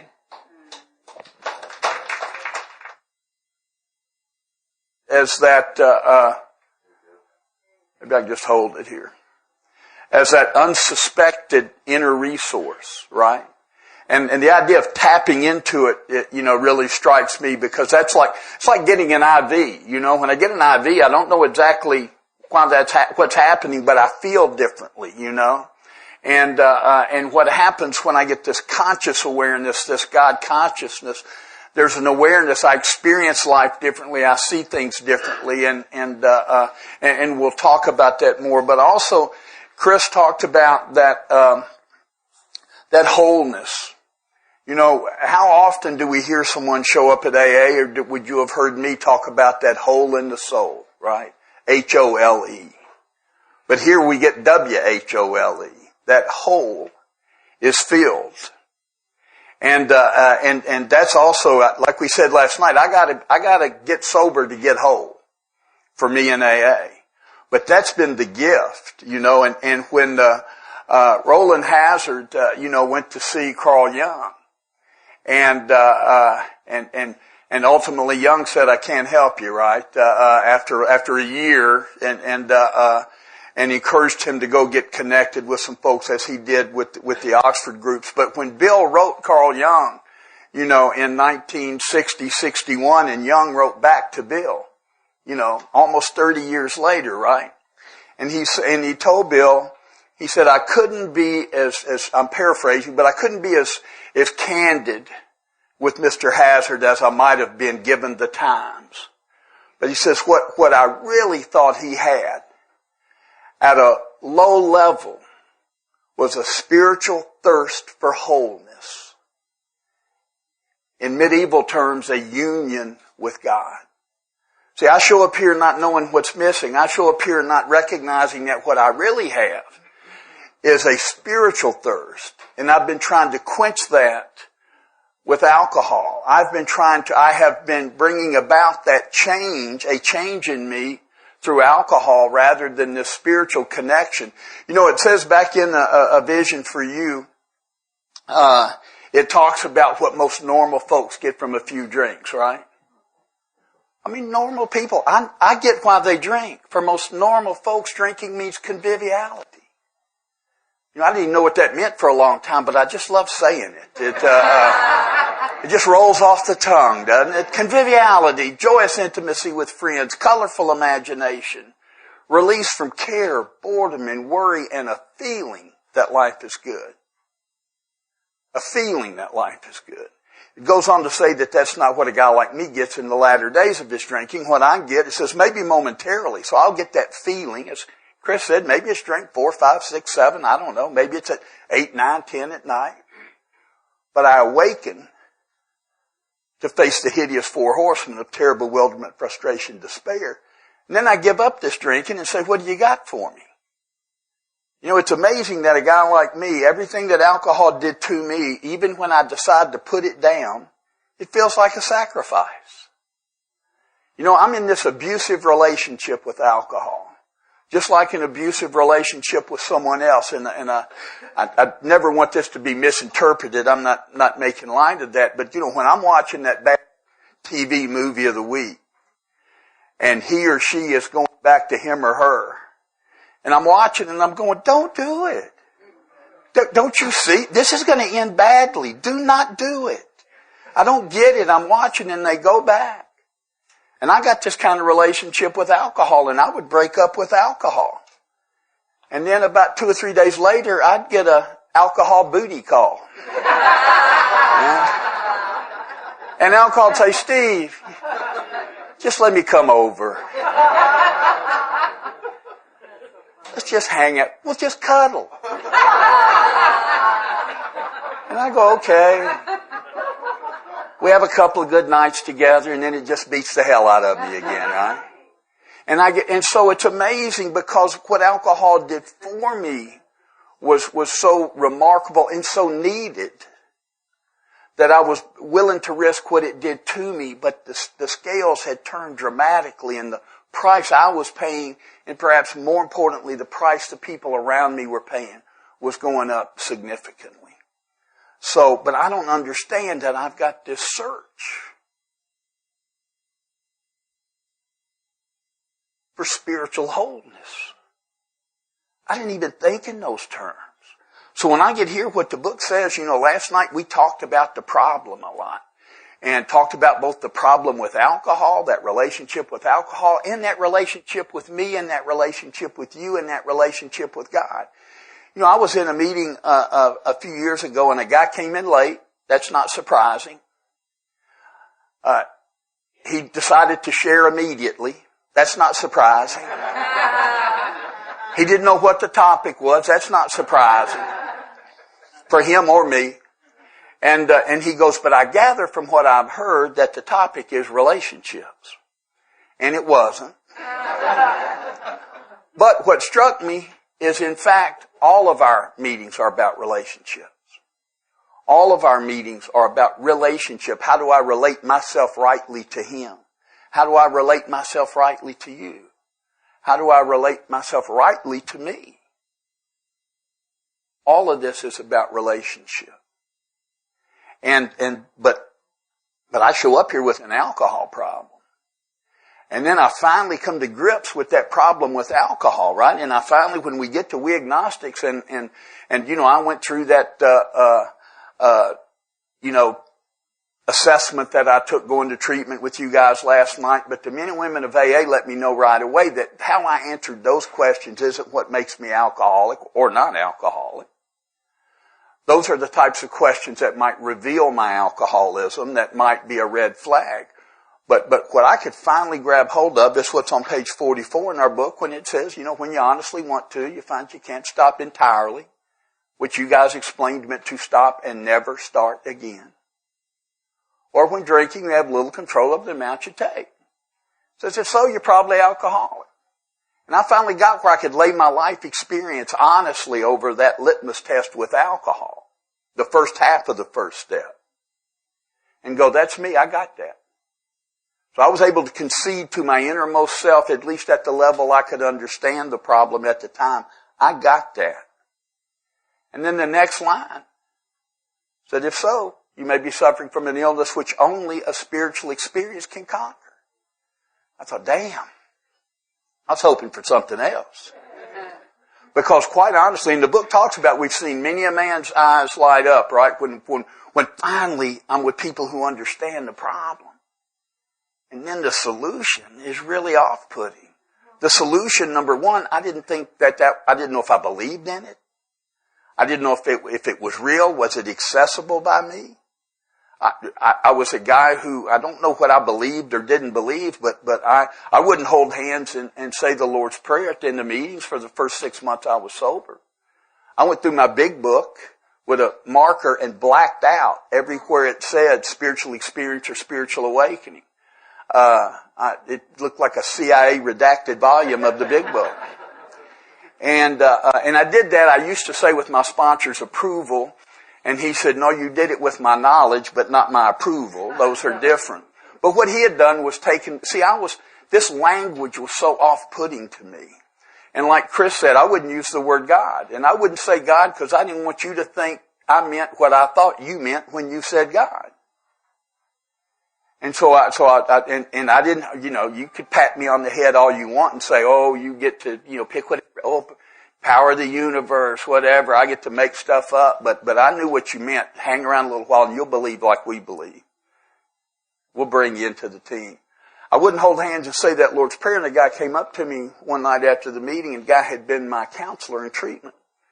And he said, Steve, you're still hung up on that. He said, how come you won't do that? And by the way, everyone in AA told me it was perfectly okay for me not to hold hands and say the Lord's Prayer, and I'm really grateful for that. And if you're there, that's perfectly all right. But he was trying to understand what my particular hang-up was. And I said, I don't want to be a hypocrite. I said, I don't know what I believe, and I'm not just going to hold hands and sing Kumbaya with the rest of the campers, because that's what you guys are doing.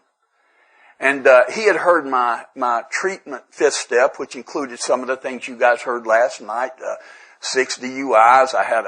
I hit a car going the wrong way down the interstate that injured and hospitalized people. I stole time and money from a family business, or infidelities in my marriage. I had drunk at the hospital when my daughter was born. But he said, but hypocrisy, that's where you draw the line, huh? Yeah. He said, that's really impressive, man. And he said, I got good news for you and bad news for you. And I said, I'll play.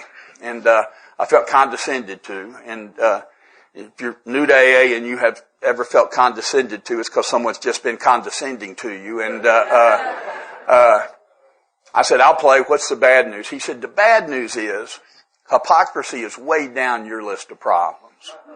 And you ought to address them in the order in which they will kill your ass. And I said, what's the good news? He said, the good news is there's room for another hypocrite in Alcoholics Anonymous. And I will tell you, I'm just grateful for that today, maybe more so than I was then, right?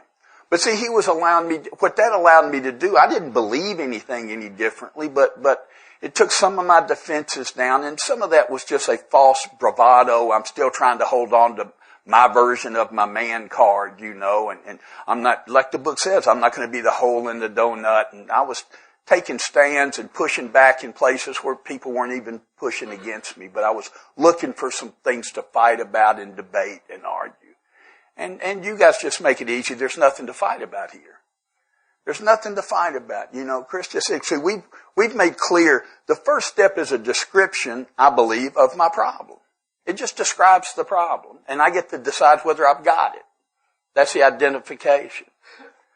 The second step describes the solution. It's not where I get the solution. It describes what can happen to me, that ultimately a power greater than myself can restore me to sanity.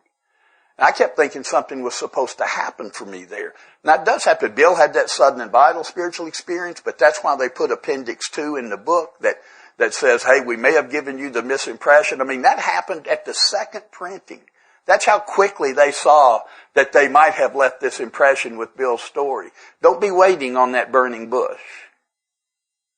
Just be willing to take these actions, and by the 12th step, I will have had this spiritual awakening. And what I believe or don't believe, that blank will be filled in as a result of the actions I take. And I will tell you, that's in pencil because that continues to evolve 32 years later. This relationship continues to evolve, just like my relationship with people. I learn more about you. We spend more time together. What I thought was true is not true about you. And this thing I didn't know about you, I now know. That happens with this relationship with this power greater than myself. And as Chris said, no one can fully define or comprehend this power, which is God. That's comforting to me. No one can fully define. Some of you may have heard the story about the blind men and the elephant, right? And it says, there were 3 men from Hindustan to learning much inclined. They went to see an elephant, but all of them were blind. One of them grabbed the elephant by the tail. One of them grabbed the elephant around its big leg. And the other one grabbed the elephant by its trunk. And they went back to their village, and the villagers, who also had never been around an elephant, said, tell us about the elephant. Tell us about the elephant. And the one who grabbed the elephant by the tail said, it's like a rope.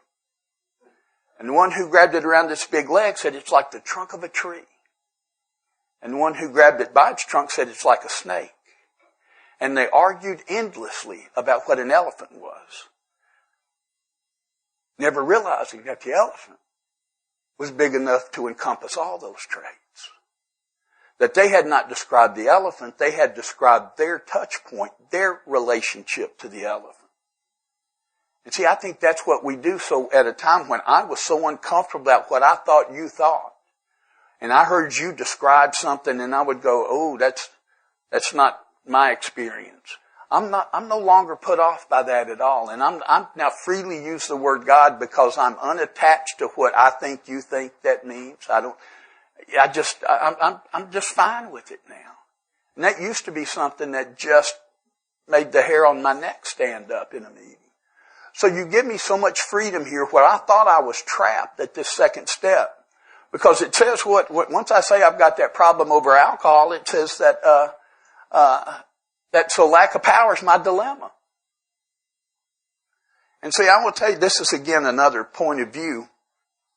Maybe not everyone holds, so I'll argue with no one. But I don't think lack of power is my problem. I think my problem is I don't know I don't have power. I think my problem is I keep trying to exert power I don't have to do something I can't do. First of all, in that relationship with alcohol, it says lack of power is my dilemma. And I was 18 years sober before I looked up the word dilemma.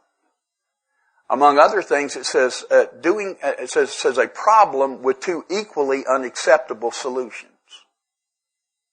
The fact that I don't have power presents me with a dilemma, and the book calls it out, whether to die an alcoholic death or live life on a spiritual basis. Whether to accept spiritual help or go on to the bitter end. Well, I'd like door number 3, please. But see, all we got in AA, and Chris said, when, we talk about suggestions. And I'm a guy that I believe I'm going to believe what's on one page of the book. I decide I believe what's on all the pages of the book. So I believe they are suggestions. It says in How It Works, following are the steps we took which are suggested as a program of recovery. On 164, right, it says our book is meant to be suggestive only. We realize we know only a little. By the way, just a quick aside, have you met the person who realized they know only a little? He's not in my home group. And I'm not him. And also, just another quick aside, aren't you glad they waited to page 164 to tell us that? If you led with, by the way, we want you to read this book, but just know up front, we don't know much. They sucked us all the way to 164. But it says, our book is meant to be suggestive only. So while they are suggestions, here's the caveat in AA, it's the only suggestion we got. We don't have a second set of suggestions in Alcoholics Anonymous. So Alcoholics Anonymous doesn't claim ownership of the only way to get sober and be sober. Alcoholics Anonymous doesn't suggest that we've got a monopoly on God. Alcoholics Anonymous, it says in working with others that if our man wants to try some other spiritual approach, we encourage him to follow his conscience, keeping in mind we have much in common. That's alcoholics. But if I'm going to be in AA, I might as well do AA. See, there's nothing to argue about here. If I want to do something else, that's fine. AA is like a steak restaurant. We serve steak. If I go and ask for, sushi, Steve, we serve steak. Well, I'd rather you serve sushi. Get some sushi. No, Steve, we serve steak. Now, we know a great sushi restaurant down the street. We will make you a reservation. We will give you a ride down there, and we hope that you enjoy your meal. And I say that without being a smart aleck or anything. We're just saying that, but if you're in AA, this is what we do. So there's nothing to argue about. And what we're trying to do is connect us to find a power to come to believe in a power greater than myself, which will solve my problem, which will restore me to sanity, which will help me see things as they really are rather than my skewed version of things. So I thought I was stuck at that second step. I can't go forward because I don't believe, but you guys told me that's an evolution, as Chris said. I don't have to buy into this right now. In fact, the only thing that the second step says to me is, do you now believe, or are you even willing to believe that there's a power greater than yourself? If so, we can assure a man he's on his way. We can say with assurance, if you'll just say, you know what, yeah, I'm skeptical, I'm cynical, but I'm willing to give it a shot. And the way we do that is by continuing to move forward. And because if I really conceded to that first step, as we talked about it, it says over here on page 43, right, that the very last of kind of, it says, once more, the alcoholic at certain times has no effective mental defense against the first drink, except in a few rare cases, neither he nor any other human being can provide such a defense. His defense must come from a higher power. When it says once more, it says, Steve, we've been telling you and telling you and telling you. But once more before you move on, do you buy into the fact that you got a problem you can't solve? You can't outread it. You can't outthink it. You can't outtalk it. You can't outlearn it. You're going to have to be, what Chris said, changed from the inside out. We're not in the information business. We're in the transformation business. And that's an internal transformation. It is an entire psychic change, which is that spiritual awakening, which to me means I begin to see things as they really are. I'll tell this and then give it back to Chris. By the way, I'm just going to set the stage for you if you hear this later in the day. The two most often told lies in Alcoholics Anonymous are, I'll be brief, and I'll end with this. And in your home group when you hear that, strap in, we're going to be here a while, right? So, same warning for me. But when the movie Avatar came out a number of years ago, right, that was sort of the reintroduction of the 3D technology that I had not seen for years. And my wife and daughter wanted to go, and so we go and we go to the big IMAX theater, and I become fascinated by this 3D technology because I put these glasses on and take the glasses off and watch the movie. And when the glasses are off, it's two-dimensional, right? It's height and width. And it's kind of fuzzy. And I put the glasses on, and now it's clearer. There's depth. I'm seeing things I could not see without the glasses on. They're there. The movie's the same. The dialogue is the same. The story is the same. Everything's there. But until I put the glasses on and add the third dimension, I can't see these things. It enriches my experience. It gives clarity. And now we're here in a three-dimensional world, but I'm looking to be rocketed into a fourth dimension. And when I am connected to that power, when I'm spiritually awakened, I see things. They were there. I see things in a way I did not see them. I experience things in a way I was not experiencing. They're there. I'm just you've added this fourth dimension and a vital sixth sense. And it just changes the world that I'm in. It doesn't change what's happening. It changes, this is what's going on. Oh, there you are. I didn't see you like that before. I could not see things from that entirely different angle. Oh. And I don't know that, and the truth is, my glasses today are on and off all day long. I'm like that bad lamp in your house that blinks, and you start walking toward it, it comes back on. You walk away and it goes off. That's my spiritual connection, or my awareness of that connection, is off and on all day long. Chris. Oh, thanks, Steve. Thanks, Steve. That was great. I want to tell a story before I get started here. So Bill Wilson was born in this house, and he was born on a couch up in the back living room, 18, whatever. And so when Bonnie and Ozzy got a hold of this place, one of the first things they did was they put a perpetual light up right in the spot where he was born. You can see that perpetual light. It's the one with the big ornate shade on it. And we were up here about 10 years ago on a workshop, and this light doesn't have a switch. It's always on. And Bonnie comes walking, and we're all sitting around. Bonnie comes walking in, and she goes, the light's out, the perpetual light's out. And we look, and one of our home group members had unplugged it to charge their phone. Is that great? For some reason, I think Bill would get a kick out of that. You know what I mean? God, Steve was covering some great stuff, great insight into this process. So the book is so beautifully laid out. Do you now believe, or are you even willing to believe that there's a power that can solve what our real problem is? And then it starts to really describe it at an even deeper level, what our problem is. And there's language between page 60 and 63 that talks about selfishness and self-centeredness. That is the root of our problem. We must be rid of this selfishness, or it kills us.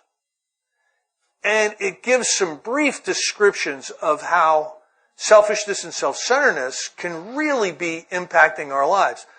Now, I've been that way forever. So it was really hard for me to identify with this stuff. Like if you would have come up to me in the first 6 months and said, Chris, selfishness and self-centeredness is going to kill you, I'd be like, I'm not selfish. I mean, I was so selfish I didn't think I was selfish. And really what it was a mind that reacted to the world based on what is going to impact me and how is it going to impact me.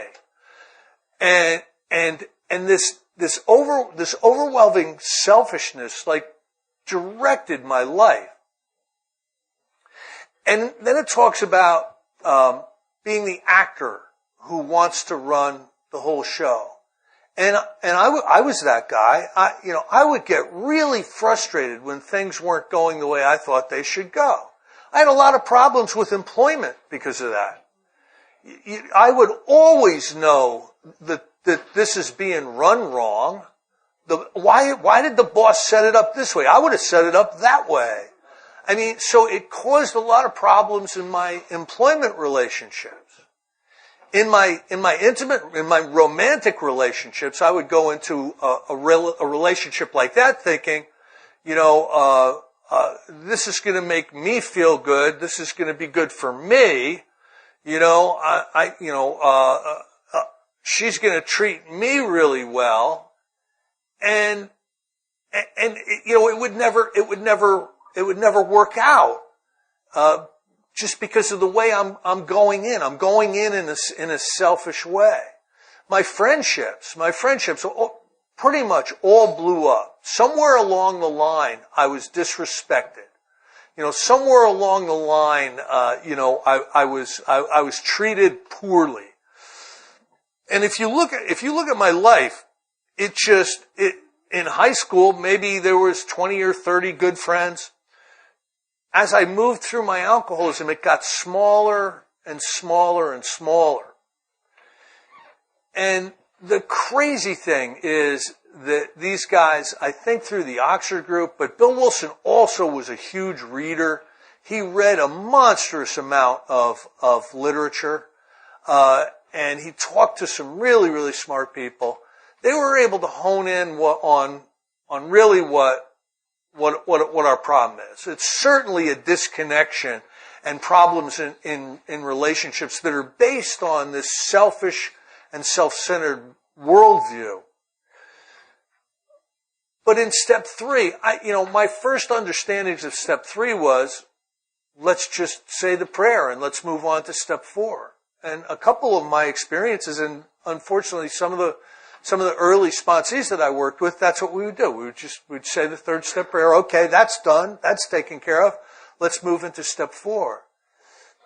And over the course of time, I've really seen that a thoroughness to the principles of these steps is really of benefit moving through these steps. Because I think what kills so many of us is lack of enthusiasm, certainly, but being somewhere in the process and stalling out. Just stalling out, not moving forward. I've worked with a lot of people.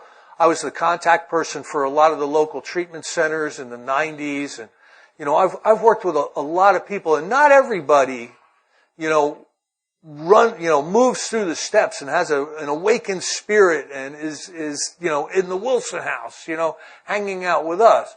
There's a lot of people that drop off along the way.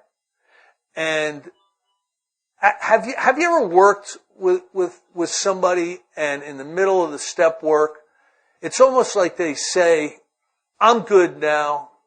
I got this. I got this. Sometimes I feel like, what have I missed? What did I not communicate? Was it some way I fell short in presenting this material? Or was it just, someone that wasn't ready or was unwilling or whatever? But something that's really, really beneficial is what they call surrender. Surrender. Are you done?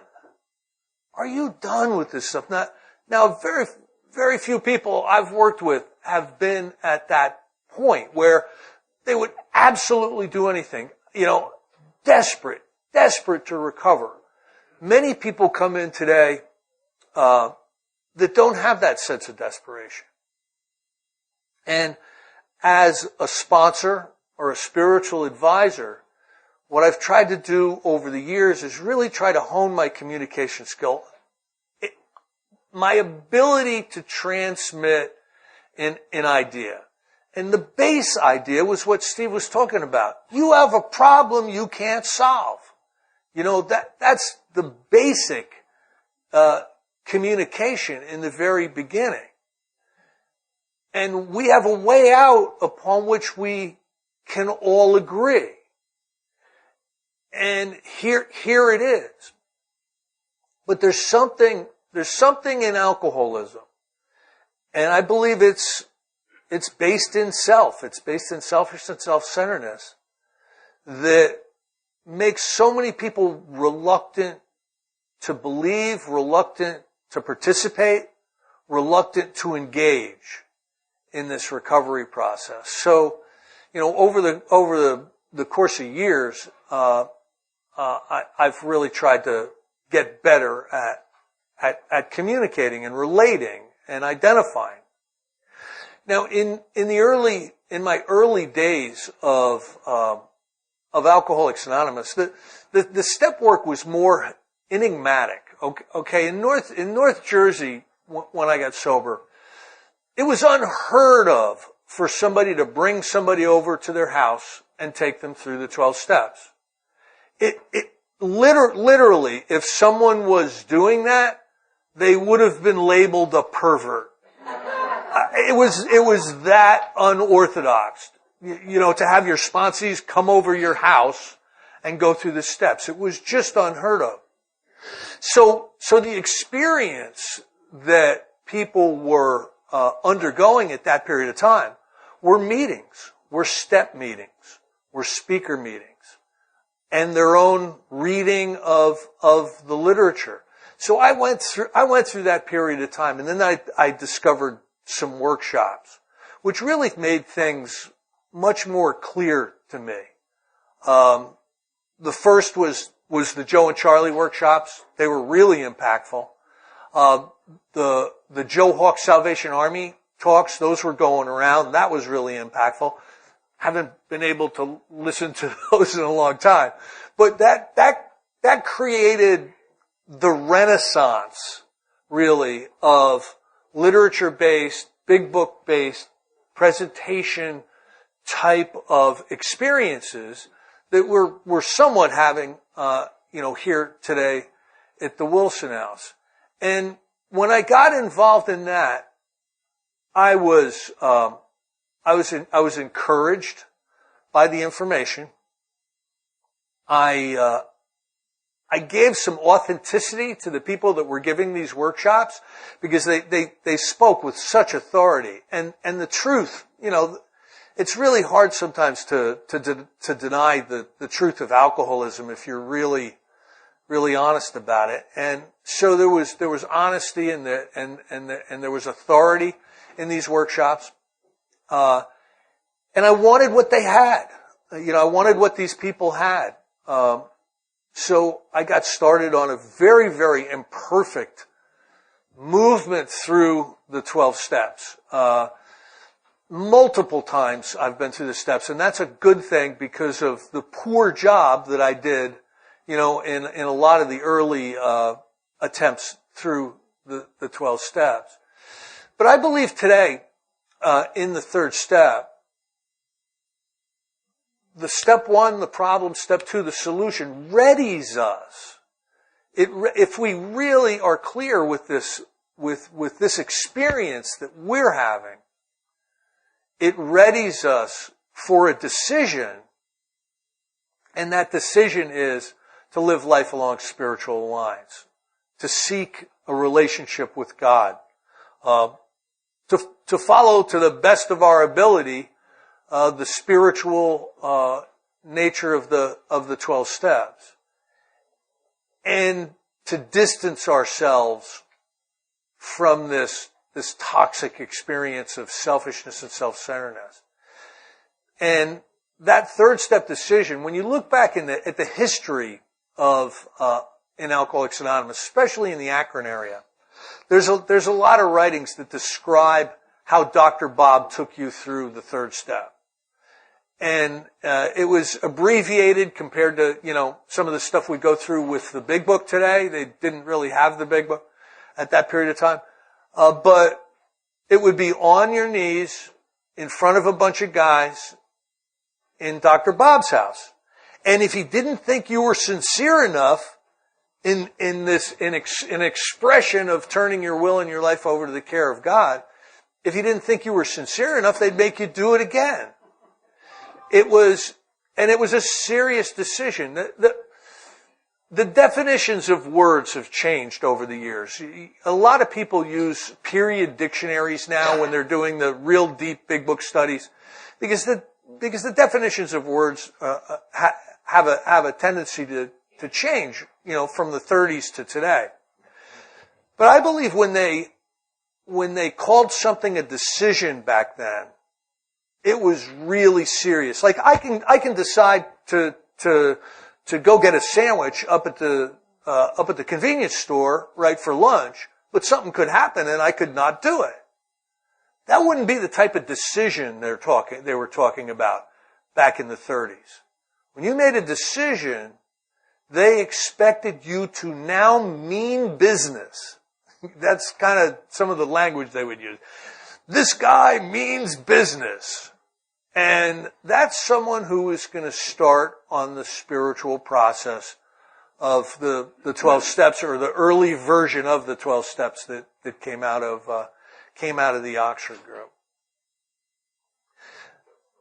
But from a place of sanity, if I've truly conceded to my innermost self that I've got a problem I can't solve, I've come to believe that there's a solution for that problem. From a place of sanity, I have to be ready to make a decision to move into that solution. But we're alcoholic. You know, there's sometimes some things that really, really trip us up. And I think that's where good sponsorship, can really help. That's what I got, Steve.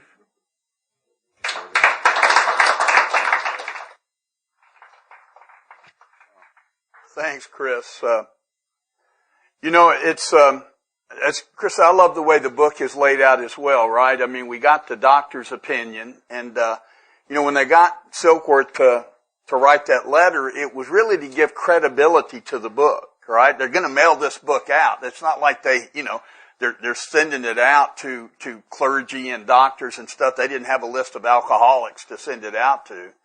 And they wanted it to have some credibility. And when I was first introduced to the book, the first 2 chapters I read, sitting in treatment the first night, was the doctor's opinion, and there is a solution. I said, we'll get this covered quick and I'll be out of here.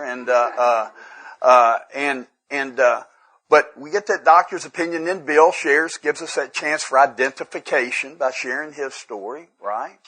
And then it gives us, there's a solution before I panic. And then it says, before you get too cocky, here's a little more about alcoholism. And then, now if you're interested, here's how, then we agnostics, and we go, now here's how it works. Here's how this thing works. And I'm encouraged, and it's not lost on me, the things I see today. And as Chris said, we want to take, I envision taking a step and moving on. But the truth is, we take these steps with us into the next step. These are they're numbered, but they're not independent. They're not standalone. They're interconnected. Everything about the spiritual threads of our program are all connected. When they're not done, we can't go down the buffet line and do a 1 and a 4 and a 7. You can't do one without the context of the others. At least that feels like my experience. But as I'm moving toward, so we've described the problem and described the solution, and then we're told here's how it works.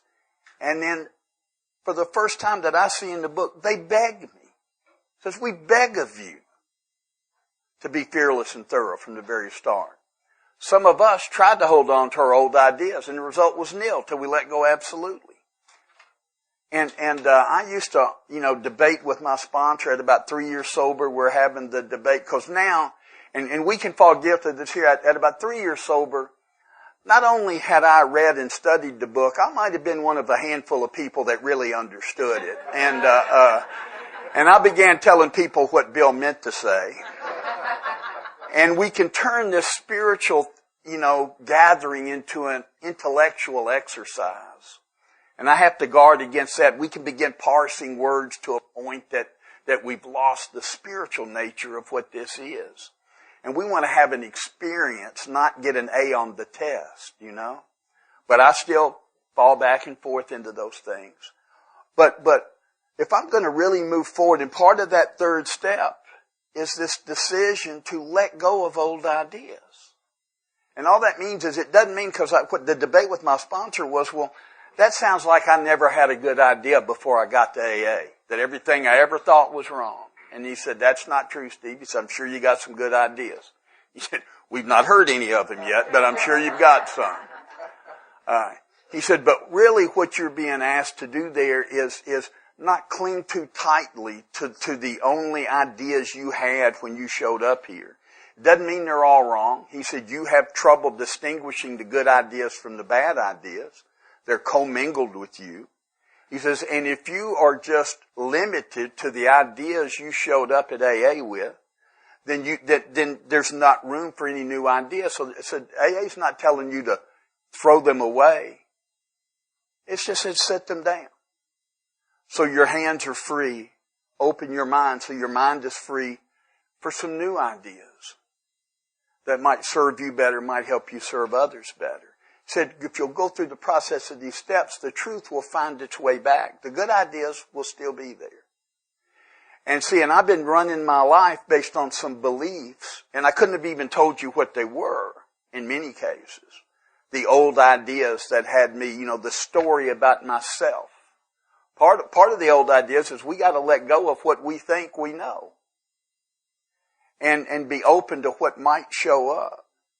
And then I get to this third step, right? And I love what Chris said about enthusiasm.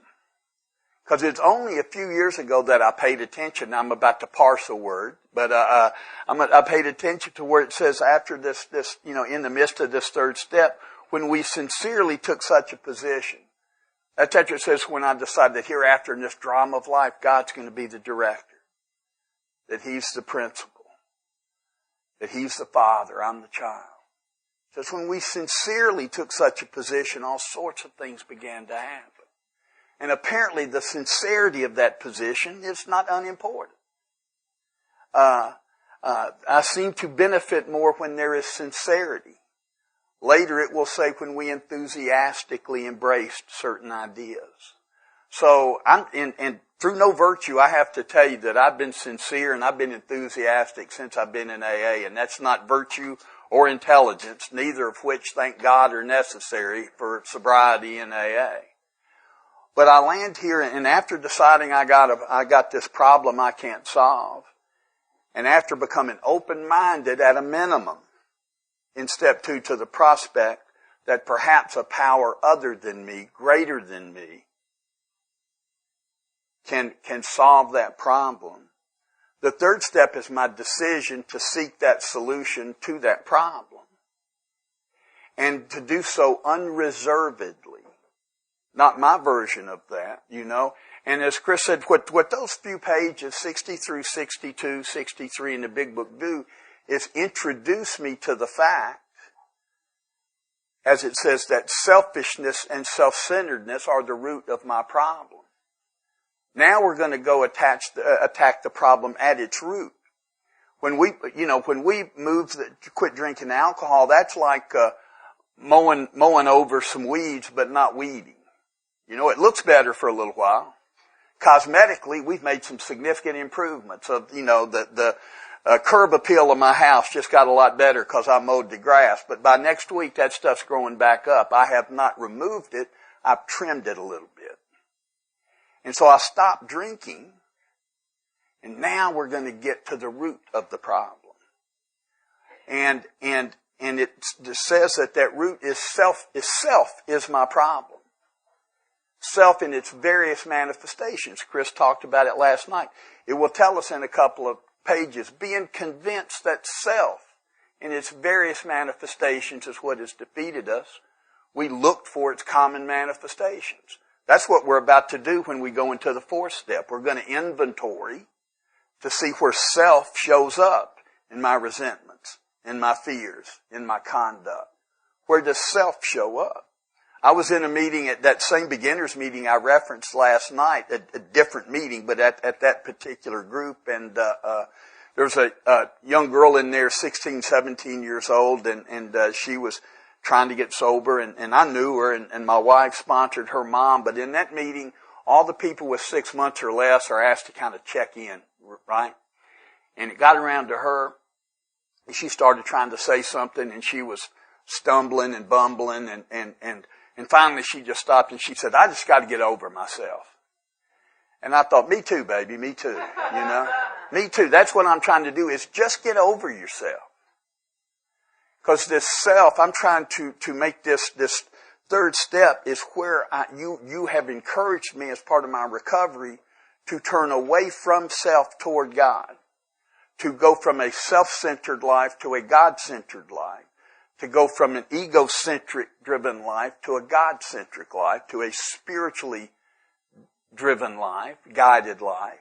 That, this is the old idea. Now I'm changing from the fact that now I'm encouraged to stop taking actions based on what I think and what I feel, and start taking actions based on the principles outlined in Alcoholics Anonymous, beginning again with the fourth step. And you say, and at the end of that third step prayer, right, I'm asking in that prayer for, first of all, I'm saying, do with me as you will. Yeah, don't blow by that one, okay? Yeah, do whatever you want to me. Do you really mean that? But please, here's a list of things I hope you won't consider. And you know what this list is? We'll see this list in a little while. This list of things that I don't even know I've written down is my fear list in the fourth step inventory. Things that must happen or things that can't happen, and that's when I break my covenant with this third step. It's when I've got a list of stuff I don't trust God with. And I still got one, by the way. It's ever changing, but I get wrapped up in it. But and then I'm praying, I'm asking God to relieve me of the bondage of self. When I first began to read that prayer years ago and pray that prayer, I had this mental picture of self being held hostage. But in fact, today I believe that self is the hostage taker. I'm in bondage of self. And that self shows up in these manifestations in many ways like the 7 deadly sins. That self shows up as pride, as lust, as greed, as sloth, as envy. And it's almost like they're holding me hostage, right? And they work in shifts, Lust and greed have me for a while, and they do about a 4 or 5 hour shift, and then they go, look, we got to go get something to eat. Hey, greed, would you take over for a while and drive the boat here? And then I'm done with that. And then sloth, I love sloth. It says me and sloth just hang out and don't do shit together. But you know what? And I don't even know. See, but that's guiding my life when we begin to look. We're saying, what are your motives? Well, my motive is what drives you to action. A motive is what moves you to action, and fear will move me to action. Greed, lust, envy, sloth, those things will dictate what I do. And you're encouraging me here, this third step is my commitment to, with God's help, to do what I can't do by myself, to live by these principles rather than be driven by those feelings. And at the end of that prayer, it says, which is one of the great bait and switch moments in Alcoholics Anonymous. If you're new, I'd read ahead if I were you before. Because it's after the prayer that it says we thought well before taking this important step. And I go, it's like your buddy ever give you, hey, I just took the pill. Oh, Steve, let me tell you what that's going to do. Right? Because I take it and I go, look, dude, am I getting ready to take a nap or are we going somewhere,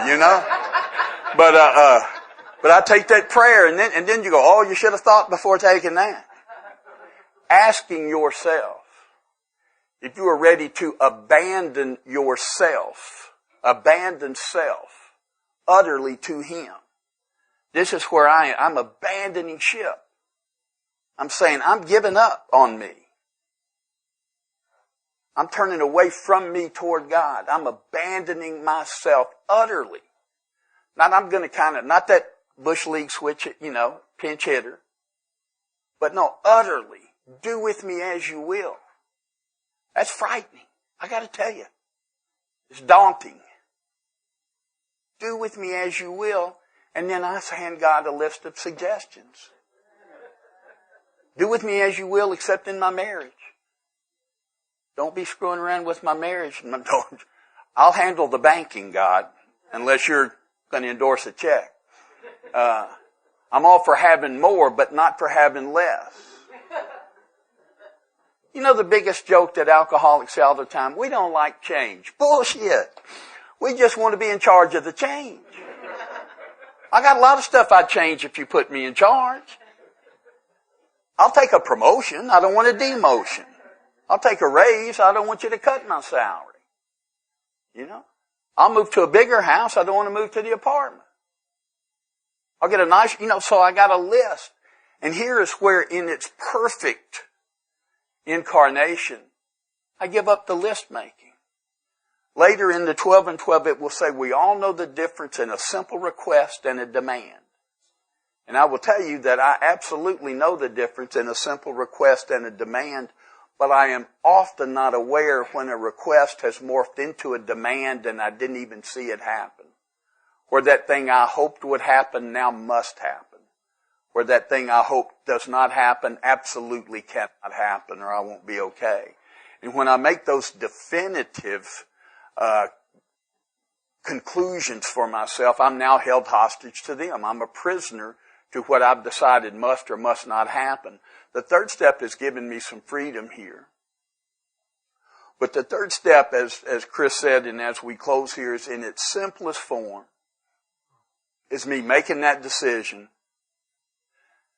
to embark on the process unreservedly,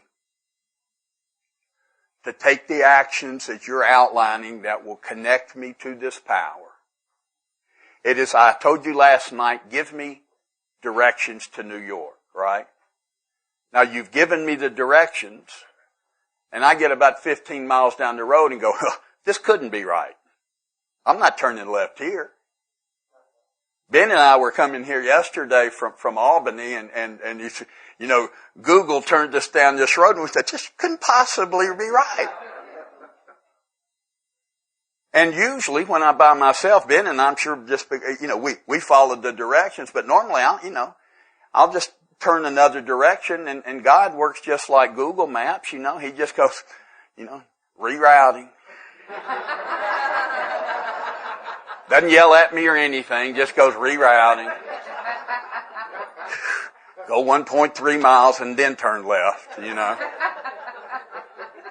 I get these chances all as I go through. And again, God doesn't get mad at me. I don't get put in the penalty box. I don't get punished for those mistakes. I get lost on my own.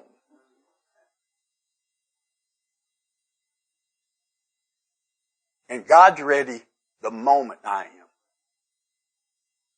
The moment there's not, I pissed God off, so He's going to put me in the penalty box. I got a 6-month in purgatory before I win my way back in. No, God's ready. This power, however you perceive it, this connection is available the very moment that I am surrendered in the way Chris talked about being surrendered.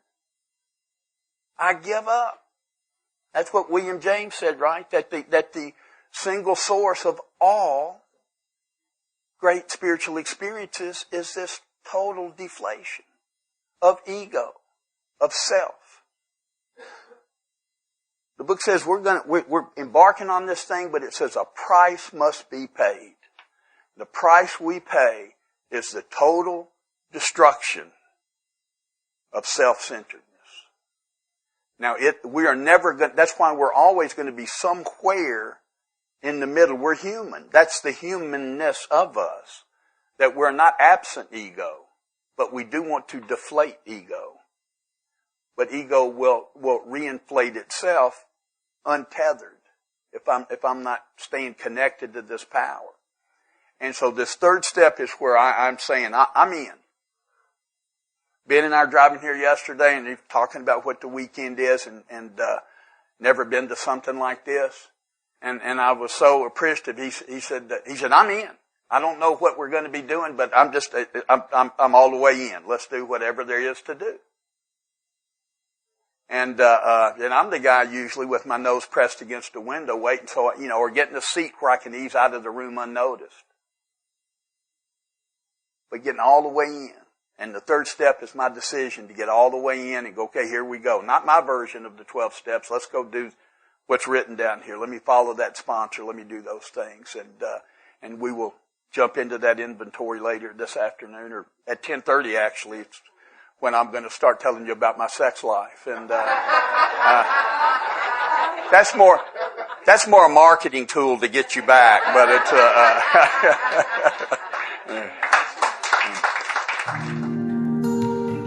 Thank you for listening to Sober Sunrise. If you enjoyed today's episode, please give it a thumbs up as it will help share the message. Until next time, have a great day.